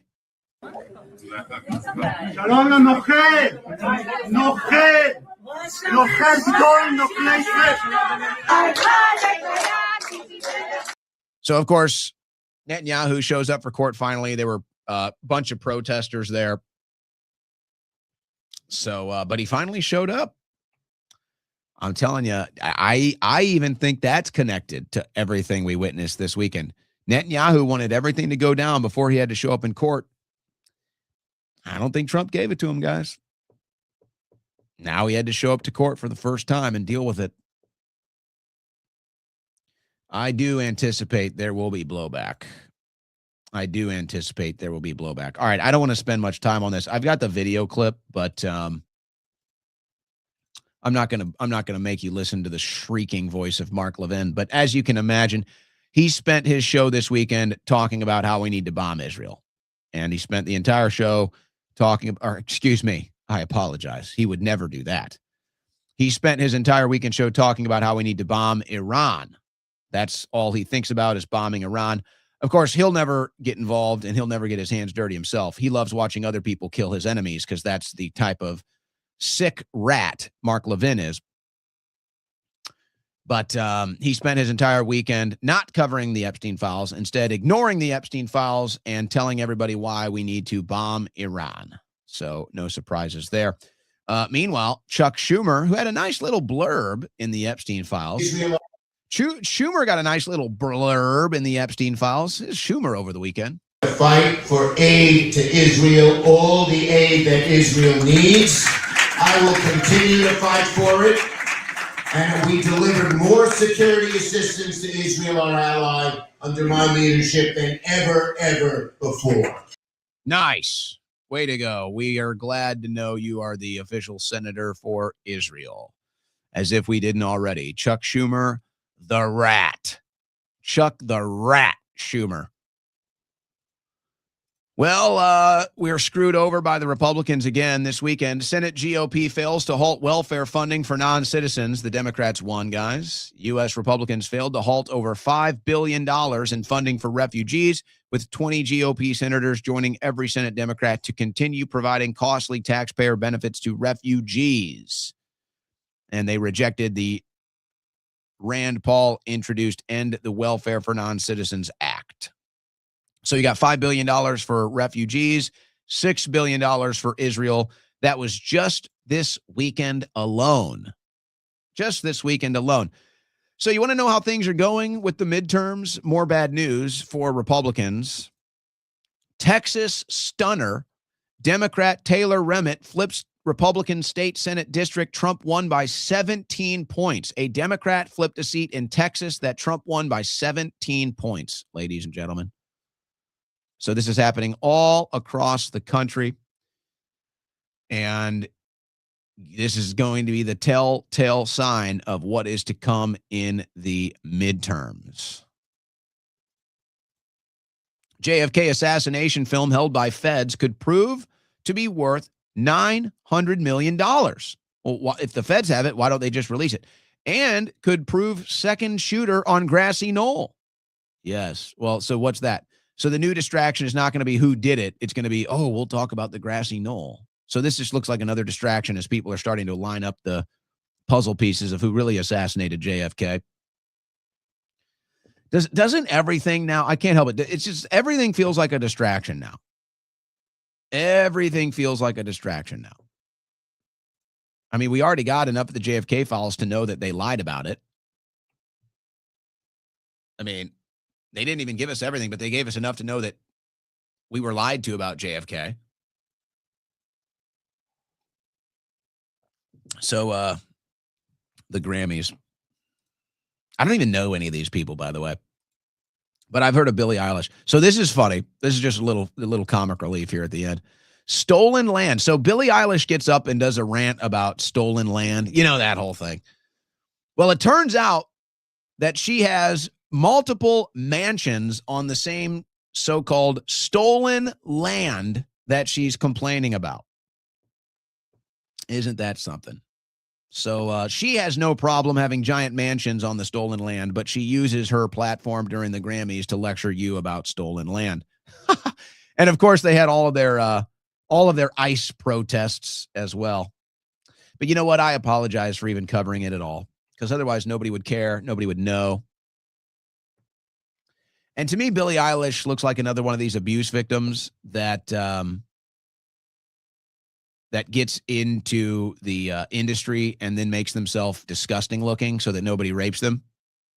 You see that all the time. Maybe Amanda Bynes is like the most tragic case, but it's like these beautiful young women. They get in there, they get famous, they get rich, they probably get grabbed, groped, and molested, and so then they intentionally make themselves ugly so that nobody will do it anymore. And that's how I see it, at least. That's what I think. All right. All righty then, guys. We are to the point of the show, which you never know where it's going to go, and that is the super chats. Oh, but let me show you guys what I've done here. I was thinking about. I've been. Get your opinions on this. Actually, I'm going to go just look at the general chat real quick. I'm going to look at the general chat real quick here. I've been talking about doing some studio makeovers, but I haven't really decided on what I wanted to do yet. So I did one thing today. I want to get your guys' opinion, because my one shot, I don't know. I didn't like the zoom in. I just didn't like the zoom in. And it's like, if people want to do the zoom in for a clip or whatever, then they can do it themselves when they edit the stuff and put it out. And just by the way, all of our stuff is free use, guys. All of our stuff is free use. And I was proud. I was proud of producer DMT this weekend. We were talking about some of the Epstein stuff. If you guys see people sharing Epstein files that have that perfect highlighted on the fonts, on the text, that's probably a DMT original. He was digging through it all weekend, and he sent it to me. He said, look at all the people that are stealing my work. And, we accept that that's part of it. And I said, well, look, why don't you just put a watermark on it? It's like, when you're doing this, just put a watermark on it. He said, no, it's not about me. It's about getting the information out. And I feel like that might stop people from sharing it. So we just do it. But that's how we roll. All of our stuff is free use. All of our stuff is for the people. Everything we do here is to just get information out and to inform people. And, hopefully with a more informed public, with a more informed populace, we can make better decisions and have a better country, right? That's what we want. So just in case there's any confusion, because people message me a lot like, hey, can I share this clip, or can I cut this out, or whatever? It's all free use. So big thanks to the sponsors, guys. That's what makes this show possible. So we really appreciate you supporting our sponsors, supporting the show, following us on X, following us on Rumble, following us on YouTube. It's what makes this all possible. So I've been thinking about doing some changes, and I've got the different shots, and I've got my news feed over here. We got the 4 network news channels over here running. And then normally we have the headlines up over here with Drudge that, people complain about, bitch about all the time. So that's always fun. And what I was thinking about doing was actually switching it and taking the news feeds and then putting those over here for my 2-shot that I like. I just like this kind of reverse, like alternate angle shot here for whatever reason. I just like this shot. But most people have a 1-shot that they kind of go to. So I said, let me try something else. So we switched up the 1-shot. We went with a wide shot for the 1-shot here, guys. What do you guys think about a 1-shot like this, that we try to get both screens in it? It's more of a wider shot, a wider look here. And there's other things I would do to touch this up and make it a little better. But I was just kind of working this. To see what you guys think. Some of you guys say no. Some of you guys say you don't know. I think we can still make it a little better. This isn't the final. This isn't going to be the final product. I just don't like that zoomed in one shot. I don't know why. I just don't like it. I prefer to have other elements in the shot. So it's like if we can have the double news feed and the headlines, then we're going to do it. So this is kind of a wider shot. So we may stick with something like this with a couple little adjustments here or there. Yeah, well, for this studio, guys, eventually, as far as the show's success takes us and we can build a bigger studio, eventually we will. But this is the studio we're in for now. So I think I like it, though. I'm sitting here looking at it. I think I like it. I love this. This comment here. We'll give you a freebie. That's cute that Owen thinks anybody gives an F. Well, here you are commenting on it. So I guess that is proof that you do. So how do you like that? How do you like that? All right, guys, let's do this. We'll hold this one. You guys can decide what you think. You can decide what you think as we go through the super chats here. All right. As we do every day, we close out the show with our super chats. Jennifer K. Tay, where are you at? I have a feeling we'll be hearing from him soon. Bert Bickerstaff, justice be done. May the heavens fall. I want everyone to be held accountable. It's amazing how many people aren't expressing that same thing today, isn't it? Really amazing.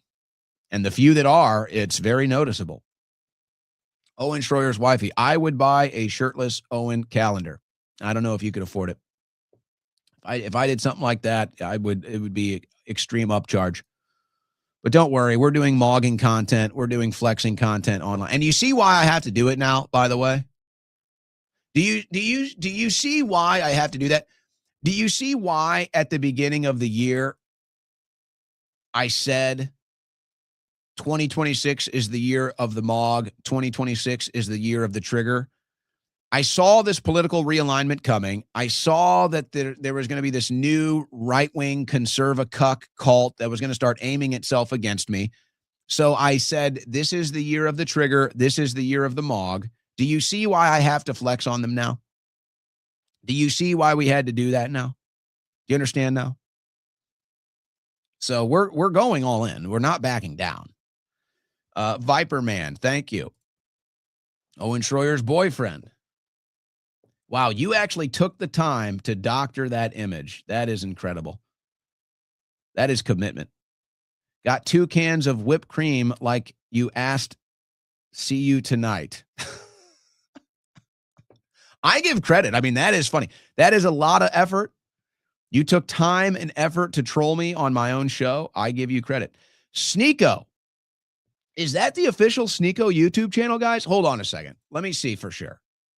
If that's the official Sneeko YouTube channel there. I want to give a big shout out to Sneeko. Maybe you guys can tell me with the exclamation point. Yeah, it is. Wow. Hey, thanks, Sneeko. That's awesome. See, that's why I said, what's the one-liner? I'll play it tomorrow. I'll play the liner tomorrow about the podcasters. How about Sneeko? Sneeko, what did I say about last week? I said, last man standing. Last man standing. You're looking around. Who else is standing? Sneeko, one of them. Big shout out to Sneeko. Hey, if Sneeko's crew is watching this, guys, give a big shout out to Sneeko. Share it on his Clips account. Big shout out to a real one. Bert Bickerstaff. I really enjoyed Ian Malcolm's space on X this Saturday on Epstein Files. Thought it was a great breakdown.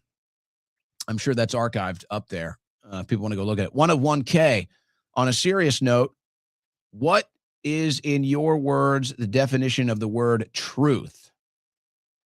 I think we all understand what it means, but you're asking me a definition. I mean, isn't truth just truth? Truth is what's real. Truth is what really happened. Truth is not about perspective or ideology or loyalty.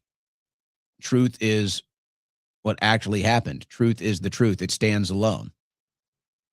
Does my shirt have 4 buttons or 3 buttons? It has 3. That is the truth. I don't know. I can't tell if you're trying to just scramble my brain on that one. Comet Pizza just sells pizza. Yes. Owen Schroyer's wifey. We both know I like spice, Owen. I don't know about that. Going truckin'. My uncle died today. Rip Nick Gurr. How original. May your uncle rest in peace. We all passed around a slice of pizza on the ping pong table. Totally innocent stuff. Oh, boy. Yeah, well, you're getting into the Pizzagate stuff now. Molly K. Pearson. Makes you wonder why Cabot Phillips has pizza tattooed on the inside of his bottom lip. Erica Kirk's ex-boyfriend. I believe that image is still up on his Instagram. Captain Hard. Why is none of these people who are in the files and alive and living their best life not arrested? Entire government needs to be arrested. You know, I see that and I think to myself, it's like, I mean, they're playing this one close to the chest, guys. It shows you how desperate they are for regime change in Iran. And I do think that's the number one force here. I do. Now, why are they so desperate? Reach your own conclusions, I suppose. But maybe it's the final stage of a larger plan, whatever. But I'm thinking it's like, no, this is not only is this playing it really close to the chest, releasing a lot of this stuff. It's also, in a way, kind of a flex that, hey, you know what?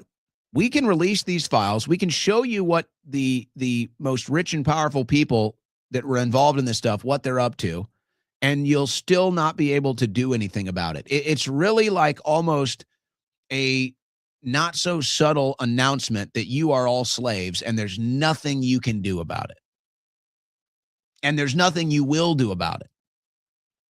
And that's why I sit around here and I look at the landscape of political media. I look at the landscape of, influencers, whatever, and they're not talking about this and they're ignoring this. They're acting like this isn't the biggest story. I mean, certainly the biggest story this weekend. I mean, biggest story this year, biggest story in a decade, biggest story of our lives, potentially. And you're just not covering it? You're a bunch of cucks. You're a bunch of sellouts. You're a bunch of frauds. You're a bunch of cowards. Bongino's studio looks different because it's an old Burger King, Tay from Florida. So you've been saying that. I'm not even going to ask you for confirmation. I'm just going to go with you. All right, we're just going to go with it. Bongino's in a Burger King studio. He's the Burger King. Owen's Big Booty Latina joins the show. I was born at Epstein's big booty breeding farms. Success. Cuck Dilly is obsessed with you, Owen. Yeah, I know he did a show about me today. Captain Hart, government so corrupt, different criminal agencies. We're having a civil war in Mexico, having a shout out CIA and FBI to protect pedophiles. Yeah, that was not so subtly in the Epstein files. 2, truth, 4, liberty. Only real solution is for 3/4 state vote to amend the Constitution to restore apportionment to 1791 level until all will remain the same. Wasn't it the, I think this weekend, it was all, it all got lost in translation. I think the Trump administration or somebody or Congress, they're trying to pass, or they're thinking about passing an originalist interpretation of how we elect senators, which of course is supposed to go back to the state legislatures. I've been talking about this for years, and anybody who's been following my work for years, or specifically in the last couple of years on the InfoWars War Room before I left, or where I was fired, that the only reason the Democrats have been able to keep such a close number as far as the Senate is concerned, because they rewrote the laws. If we were still electing the Senate in the originalist interpretation of the Constitution with the state legislatures, the Democrats would never own the Senate. They would never have a majority in the Senate. And by the way, the founding fathers were so genius because they realized you can't let population-dense areas control the entire country. And so that's another reason why they did the state legislatures to elect the Senate, because now you're in, let's say, Illinois, Chicago will always determine who the senator is. It will always be determined by Chicago. So it doesn't matter, and I'm just pulling these numbers, but if Illinois has 20 districts and 15 of them are red and 5 of them are blue, well, the Senate will always be a Democrat simply because of the votes in Chicago. But if you go back to the state legislatures where you have 15 Republicans and 5 Democrats, well, then guess what? The Democrats never have a senator in Illinois.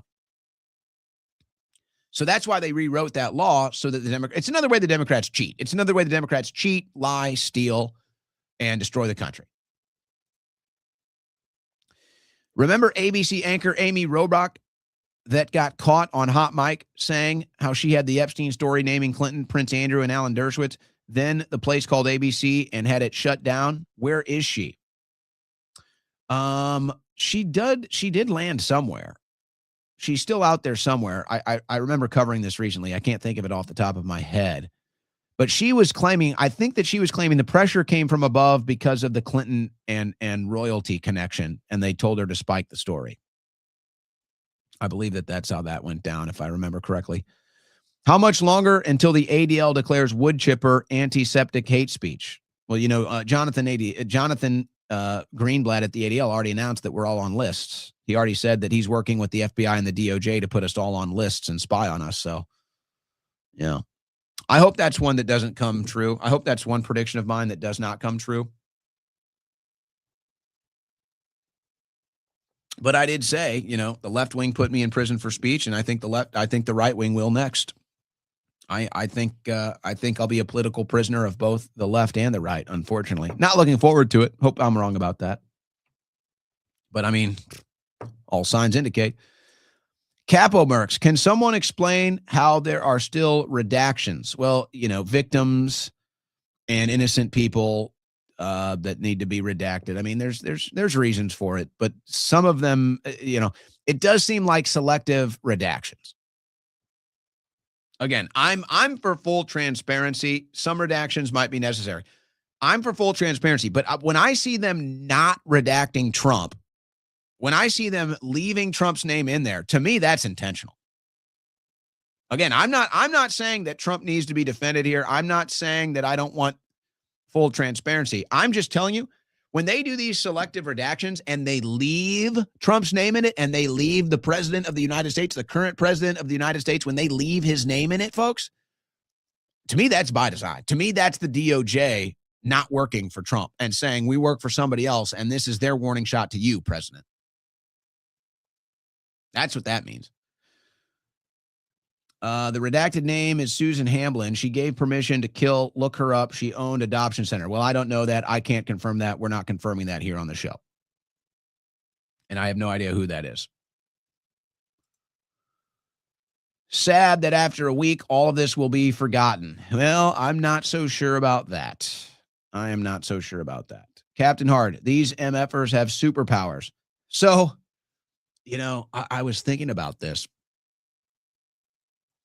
They always love to kind of, and a lot of these production companies get like little tips or little ideas or whatever from the CIA.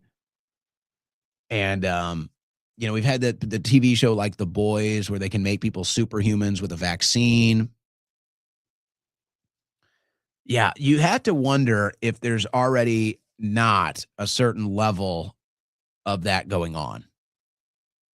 Now, it's been speculated before that they have different vaccines for different races. And so when you go get a vaccine, they have a different vaccine for each race.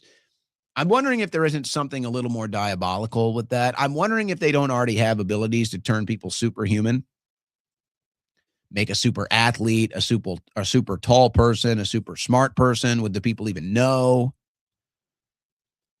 Part of me says yes. Part of me says we're already living in that world where they can make superhumans. At least, it's like they have to make it, like they can't make a super hurt person, right? They have to scale it so that it's believable. But that's what they're talking about. That was part of the Epstein files. They're breeding or creating superhumans. All right. Epstein like drug dealer and they needed their fix. Well, exactly. Whatever is the product here, the clients are still out there. The clients have not been arrested. Whatever the product is, somebody's still delivering the product. Everybody knows that. You bust one drug dealer, they go to the next one down the street. JE emailing about MRA, graphene, 2013 with Israeli prime minister. So that was Baruch, right? When they were talking about graphene and the shots and the mRNA. Yeah, a lot of that stuff was in the files. Like I said, I picked and pulled some of it. I didn't want to do it all. I was looking to do about an hour of that. We landed on right about an hour. But yeah, the pandemic simulations, everything else, the injections, it's all in there. You know, kind of a big deal. There is a new Epstein right now, and we need to find him. Well, remember, there was that CNN producer that got caught trying to do something like that. They busted him real quick. If they are silent, they are complicit. I'm assuming in regards to the Epstein files. Glad us minority wasn't allowed. One place I'm okay with being segregated from. You know, it is funny. Can you imagine? And I guess, let's be fair here. They were also very much anti-black racists. So they were very anti-black in a lot of the emails. I didn't read them, but they talked about how they don't like black people or don't bother bringing black people, whatever. Isn't it amazing? Can you think of any other circumstance where you would have such clear expression of racial superiority, such clear expression of racial superiority and of outright bigotry being expressed? And it's not just Epstein. It's not like it was just Epstein. It was Epstein and all of his people, whatever they were all into, expressing racial superiority and anti-black, anti-goy bigotry. And it's just like zero outrage. Can you imagine if we found emails of white people talking about racial superiority and being against Jews or somebody else? It'd be a national outrage, but nothing on this.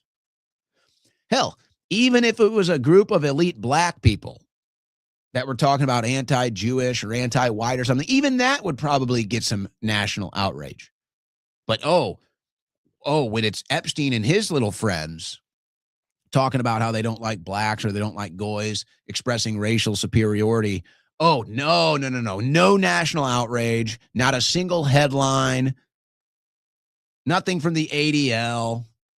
Oh, yes, of course. Well, why would the ADL? They agree.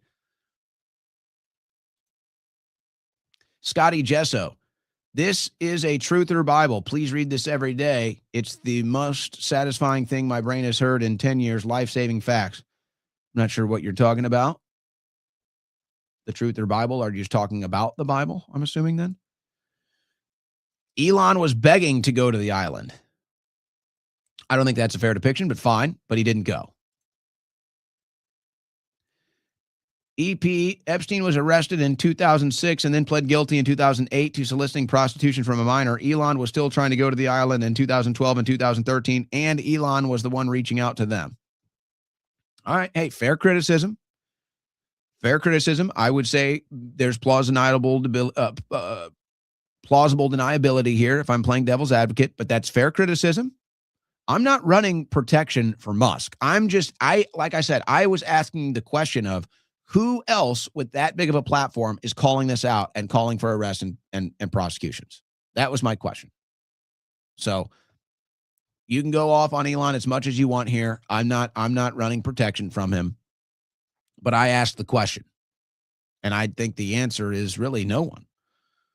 Good for Elon. Elon is the man in the arena trying to save America. I have nothing but gratitude for him. Well, it's always controversial now, right? It's always controversial. Elon bitter because they thought he was too cringe to go. There might be a little of that. There might actually be a little bit of that. That's good. Owen stole Bongino's Blackout Coffee sponsor. Oh, no, I don't think so. Nobody stole anything here. Elon in files trying to go to island with phrases like girls for the win and I want the best party. Thank you, good sir. He pays people to play video for him. You talking about video games, I'm assuming? Hey, I said I'm not blocking any criticism here. It's perfectly fair. I've told you my piece, and that's fine. Bob Bickerstaff. We got Bert and Bob Bickerstaff today. Hey, Owen, love your show. Have you ever thought about doing subscriber and member only shows? Yes, I have, but here's my thing. It's like I said earlier, this is all for the people. This show is free to air, free to share, free to clip. I don't like putting anything behind a paywall. I just, and I've got people that pay for a subscription on X, and it's just to support my work. They're not asking for anything exclusive. They don't want anything exclusive. They just want to support my work. So I just don't think so. I don't know. We've thought about it. We've thought about doing some other things like that. The truth is I don't even have the time of day, honestly, but we've thought about doing like a Telegram or something like that where you could get direct message access or something. But it's just like, I'm not, people get into this business and it just becomes money grab. It's just like, how can I grab more money from you? I don't do that. That's not what I do. That's not what I'm going to do. And it's just like, once you start doing that stuff, it's just, that's what people in this industry do. And hey, that's fine. It's capitalism, right? It's free market capitalism and everybody wants to make money. I'm not demonizing that. But that's just not how I roll. I'm not looking for money grabs everywhere I do my work. That's just not how I roll. I'm traditional. I've got my show and I've got sponsors, and that's how I do it. And, whatever comes along the way, as far as wealth is concerned, I just consider it a blessing.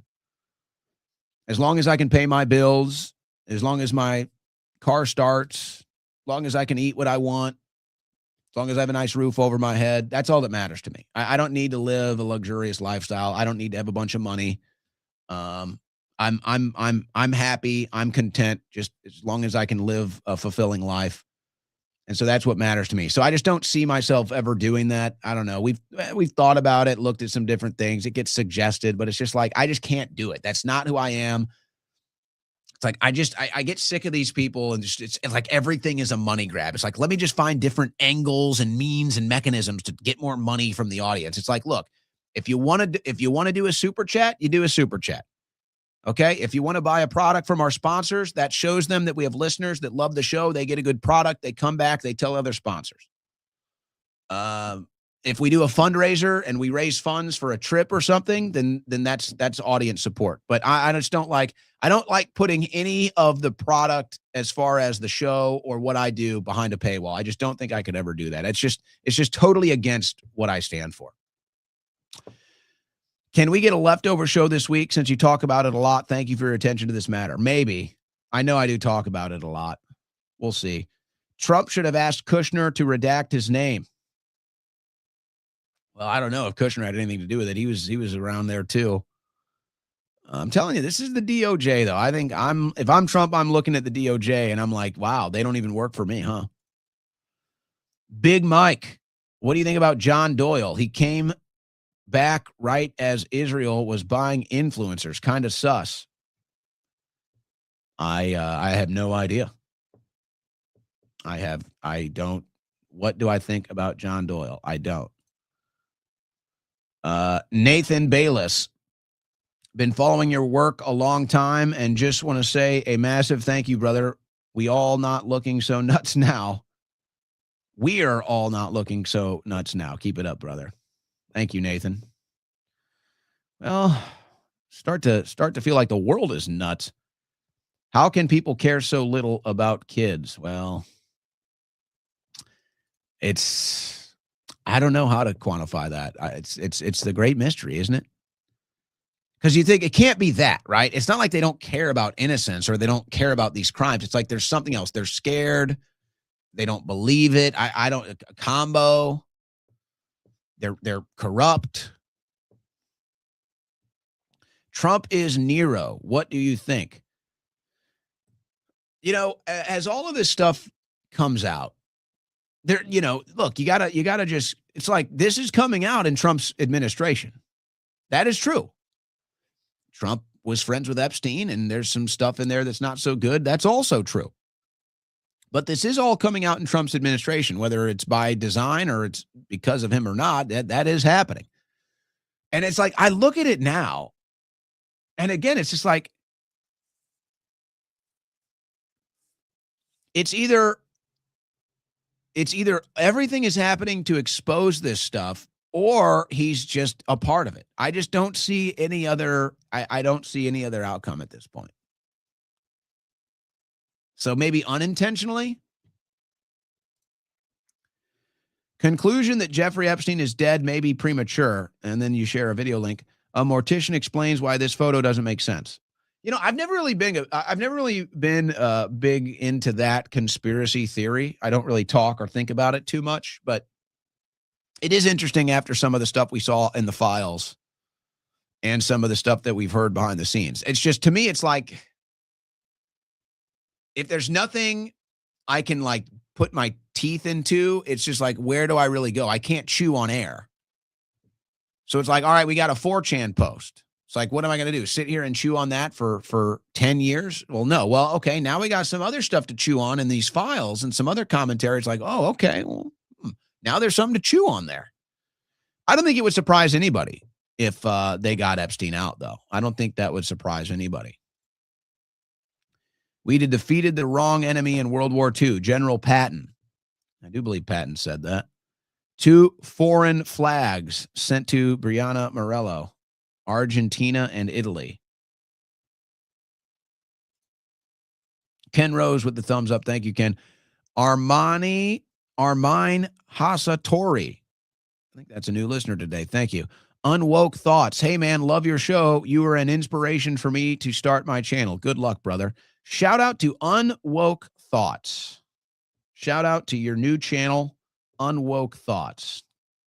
Right on, brother. Logic Man 101. Thank you. I will file for a divorce if you go to Israel. I'm not going. I've rejected the invitation again. Sane Millennial. Thanks for all your great work you're doing for America, Owen. You're my new favorite show to tune into daily. Thank you. Really appreciate that. Means a lot. Really, that means everything. You'll spend 3 hours a day here with us. Tay from Florida. Here we go with the $2 super chats. What's his record? Anybody keeping track? I'd rather speak Spanish and name the J freely. I don't know what the two have to do with one another. Joe Bear. Hey, Owen, been listening to you for a few years now. Love your show. Thank you for keeping me informed every day during my delivery routes. Yeah. Who do you deliver for? You don't have to tell us. That's great. You're working out there. You're listening to the Owen Report.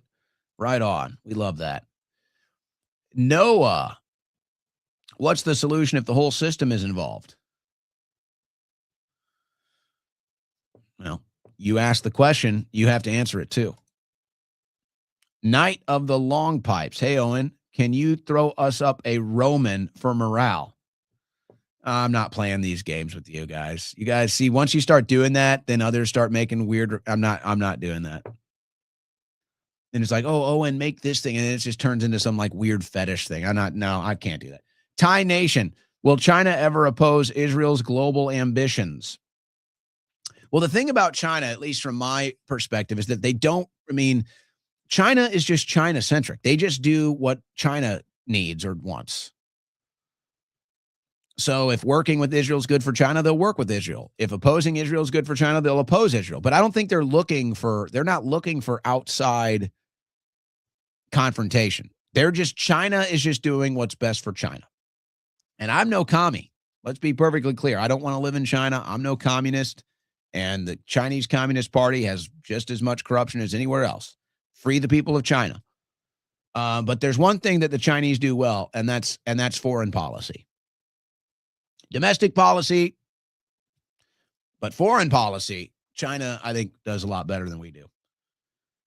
Employ strong for life. It's difficult to find the words when your heart is going to burst into flames of anger and break all over the lives impacted by this evil. May God protect us and guide us on this journey. Amen to that. And you think about the innocents lost. You think about the innocents tortured. Yeah. Oh, God bless them. Redacted names and Epstein files likely are Israel and Netanyahu. Well, you do wonder. ADL said America First is anti-Semitic. That's true. It's on their website. When the in-laws leave, Can we go back to countertop baby making? Well, line them up. Didn't see any Nazis in the files. LFG from Matt 7043. I didn't see any Nazis in the files. Yeah, well, we could talk about who isn't in the files. That's another angle. Who isn't in the files, or who is not implicated by the contents of the files? That's another angle too, isn't it? Mm-hmm. Mm-hmm. Oh, and by the way, I don't want to give them any. I decided I was gonna make this a part of the show, and then in the last moment, I opted not to because I didn't want to give them any publicity. But I will tell you, and if you're on X, this is kind of X-centric commentary. So if you're not there, you might not get this. But if you're on X, you know there's all these accounts. Some of them anonymous, some of them real people. But it's so clear that they're just basically part of the Israel digital influence team, right? I mean, we know who we're talking about here. It's all pro-Israel stuff all day long, and trying to keep the right wing in the in the pro-Israel movement. And so if you go to some of these accounts, we all know who they are. If you go to some of these accounts and you look at what they were doing over the weekend, again, I was going to show this all in the show, and then I just decided to cut it last minute because I didn't even want to give them the publicity. Do you know what they were talking about all weekend? Muslims and how bad Muslims are. And it's funny because if there were a bunch of Muslims in the files, if all of their Islam Muslim enemies were all in these files, they'd be talking all about it. But they weren't. And so they were talking about how bad Muslims and Islams are, and, calling them the goat effers and everything else. And it's like, yeah, everybody's here watching the Epstein files and the real stuff and the torture and the trafficking and the abuse and everything else. It's like, this is real. This is the blackmail. This is the evidence. We actually have all of this. But they can't talk about that because obviously it implicates Israel. And I guess they're on the Israel payroll. So they're talking about Muslims all weekend. They were talking about Muslims all weekend. I mean, it's just, that is hilarious. Bongino subdued today because Blackout Coffee, not sponsors. I don't think, were they sponsors? I don't know. That would be the smartest move for him, though, to have them as sponsors because they do have the best coffee. Jewish emergency distractor. Could you change topics to Islamic terror for the rest of the year? Well, let's see. At 7,000 a show, maybe. For 7,000 a show, you can get in contact with me. I'm going to need it every show. All right, and we'll talk about Muslims and Islam. Like I'll do better than Laura Loomer on that. Flying Guillotine. I'm kidding, of course. Flying Guillotine 22. Have you ever seen the Animatrix? I don't think so. But I am considering watching Animaniacs. Oregon Outlaw. Dan Bongino muted my chat this morning. Coward. What did you say? Do you think Bongino is going to be taking any calls anytime soon? Will he be opening the phone lines? He doesn't read chats on air. Not normally. Yeah. We'll see what happens. Ezo, I'm done. I will tell you, I'm done. I'm not listening to Bongino. I popped in a couple times. Boring, lame, nothing of value. He's not even the same as a host. So we'll see what happens. It's whatever. Epstein files a cover up for the alien invasion. Well, when is it happening? Let's go. I think we're ready. One's in the chat if you got blocked Genode today. All right. One's in the chat if you got blocked Genode today. We'll do one of those deals. Were you guys in the Rumble rants with Dan Bongino today, getting blocked? I mean, the block Geno card on X is like everybody's got that now, so there's no value there.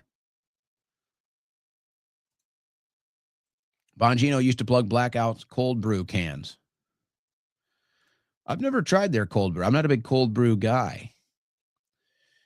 All right, last chat of the day. Carl Hamilton ATX. Are you going for the Jewish hair curls, Owen? Why not cut it short? Be a man, love the show. Whoa. What? What are we talking about here? My hair does get a little curly. My hair does get a little wavy. Can't the goy have anything? Can a goy get anything? This is all natural, baby. It's all natural. This is pure goy flow. This is pure goyim lettuce. I do wonder, it is getting pretty long. I do wonder, I'm probably going to cut it before the summer is my guess. I don't know if I want to do the long hair all summer, but I don't know. It's like once you grow it long, you kind of just have to just go with it too at the same time. Can't the goy get anything? A goy can't even have a curl in his hair. A goy can't have wavy hair. A goy can't have some respectable flow without hearing this supremacy talk. That's all natural goyim flow right there. That is all natural goyim curls right there. It does get really curly in the back. It does get really wavy in the back. Look at this. It's falling out now. Great. Thanks a lot. Now I have one less hair on my head because you triggered me. Breaking, Epstein dated Melania. There's definitely some weird stuff in there as far as Melania is concerned. Netanyahu B. Benjamin. I would like to personally thank Owen Schroyer for all his hard work for America's greatest ally. Surely there can be no better voice. Cash the check. When are you going to do a show with David Knight? I don't really anticipate that happening. Does he do guests? I wouldn't anticipate that. But I guess David and I have at least something in common.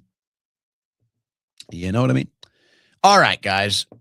There you go. I think that's all the super chats today. Yes, sir, it is. All right, that's going to do it for today. Thank you to everybody that tuned in. Big ups to our new audience. Big ups to our regulars. Guys, please remember, give us a follow. Give us a follow on X at Owen Schroyer 1776 if you're there. Give us a follow on YouTube, Owen Report on YouTube. Give us a follow on there. Give us a follow on Rumble, rumble.com/Owen as well. Really appreciate it when you guys follow us there. It's really big for the show and helps us grow. And, of course, that's the goal. That's the goal here. So we're probably going to, if you missed the first, let's say, hour and a half, we're probably going to cut that out separately as just kind of a documentary style of all the Epstein stuff that we covered today. That's what we're going to do with that. But otherwise, as usual, full show archive on Rumble, full show archive on YouTube. We have the audio archives on iHeartRadio, iTunes, and Spotify if you just want to listen there as well. And, we'll conclude with this on the David Knight question. What do you not have in common with David Knight? Oh, what do I not have in common with David Knight? Well, I'm a lot younger, and I think I'm probably a lot more into like sports and the metropolitan lifestyle. I think David lives a lot quieter of a life than I. And yeah. Oh, you guys in the chat. Yeah, well, probably. Oh, yeah, that's it. That's when I know it's time. No, that's when I know it's time. That's no.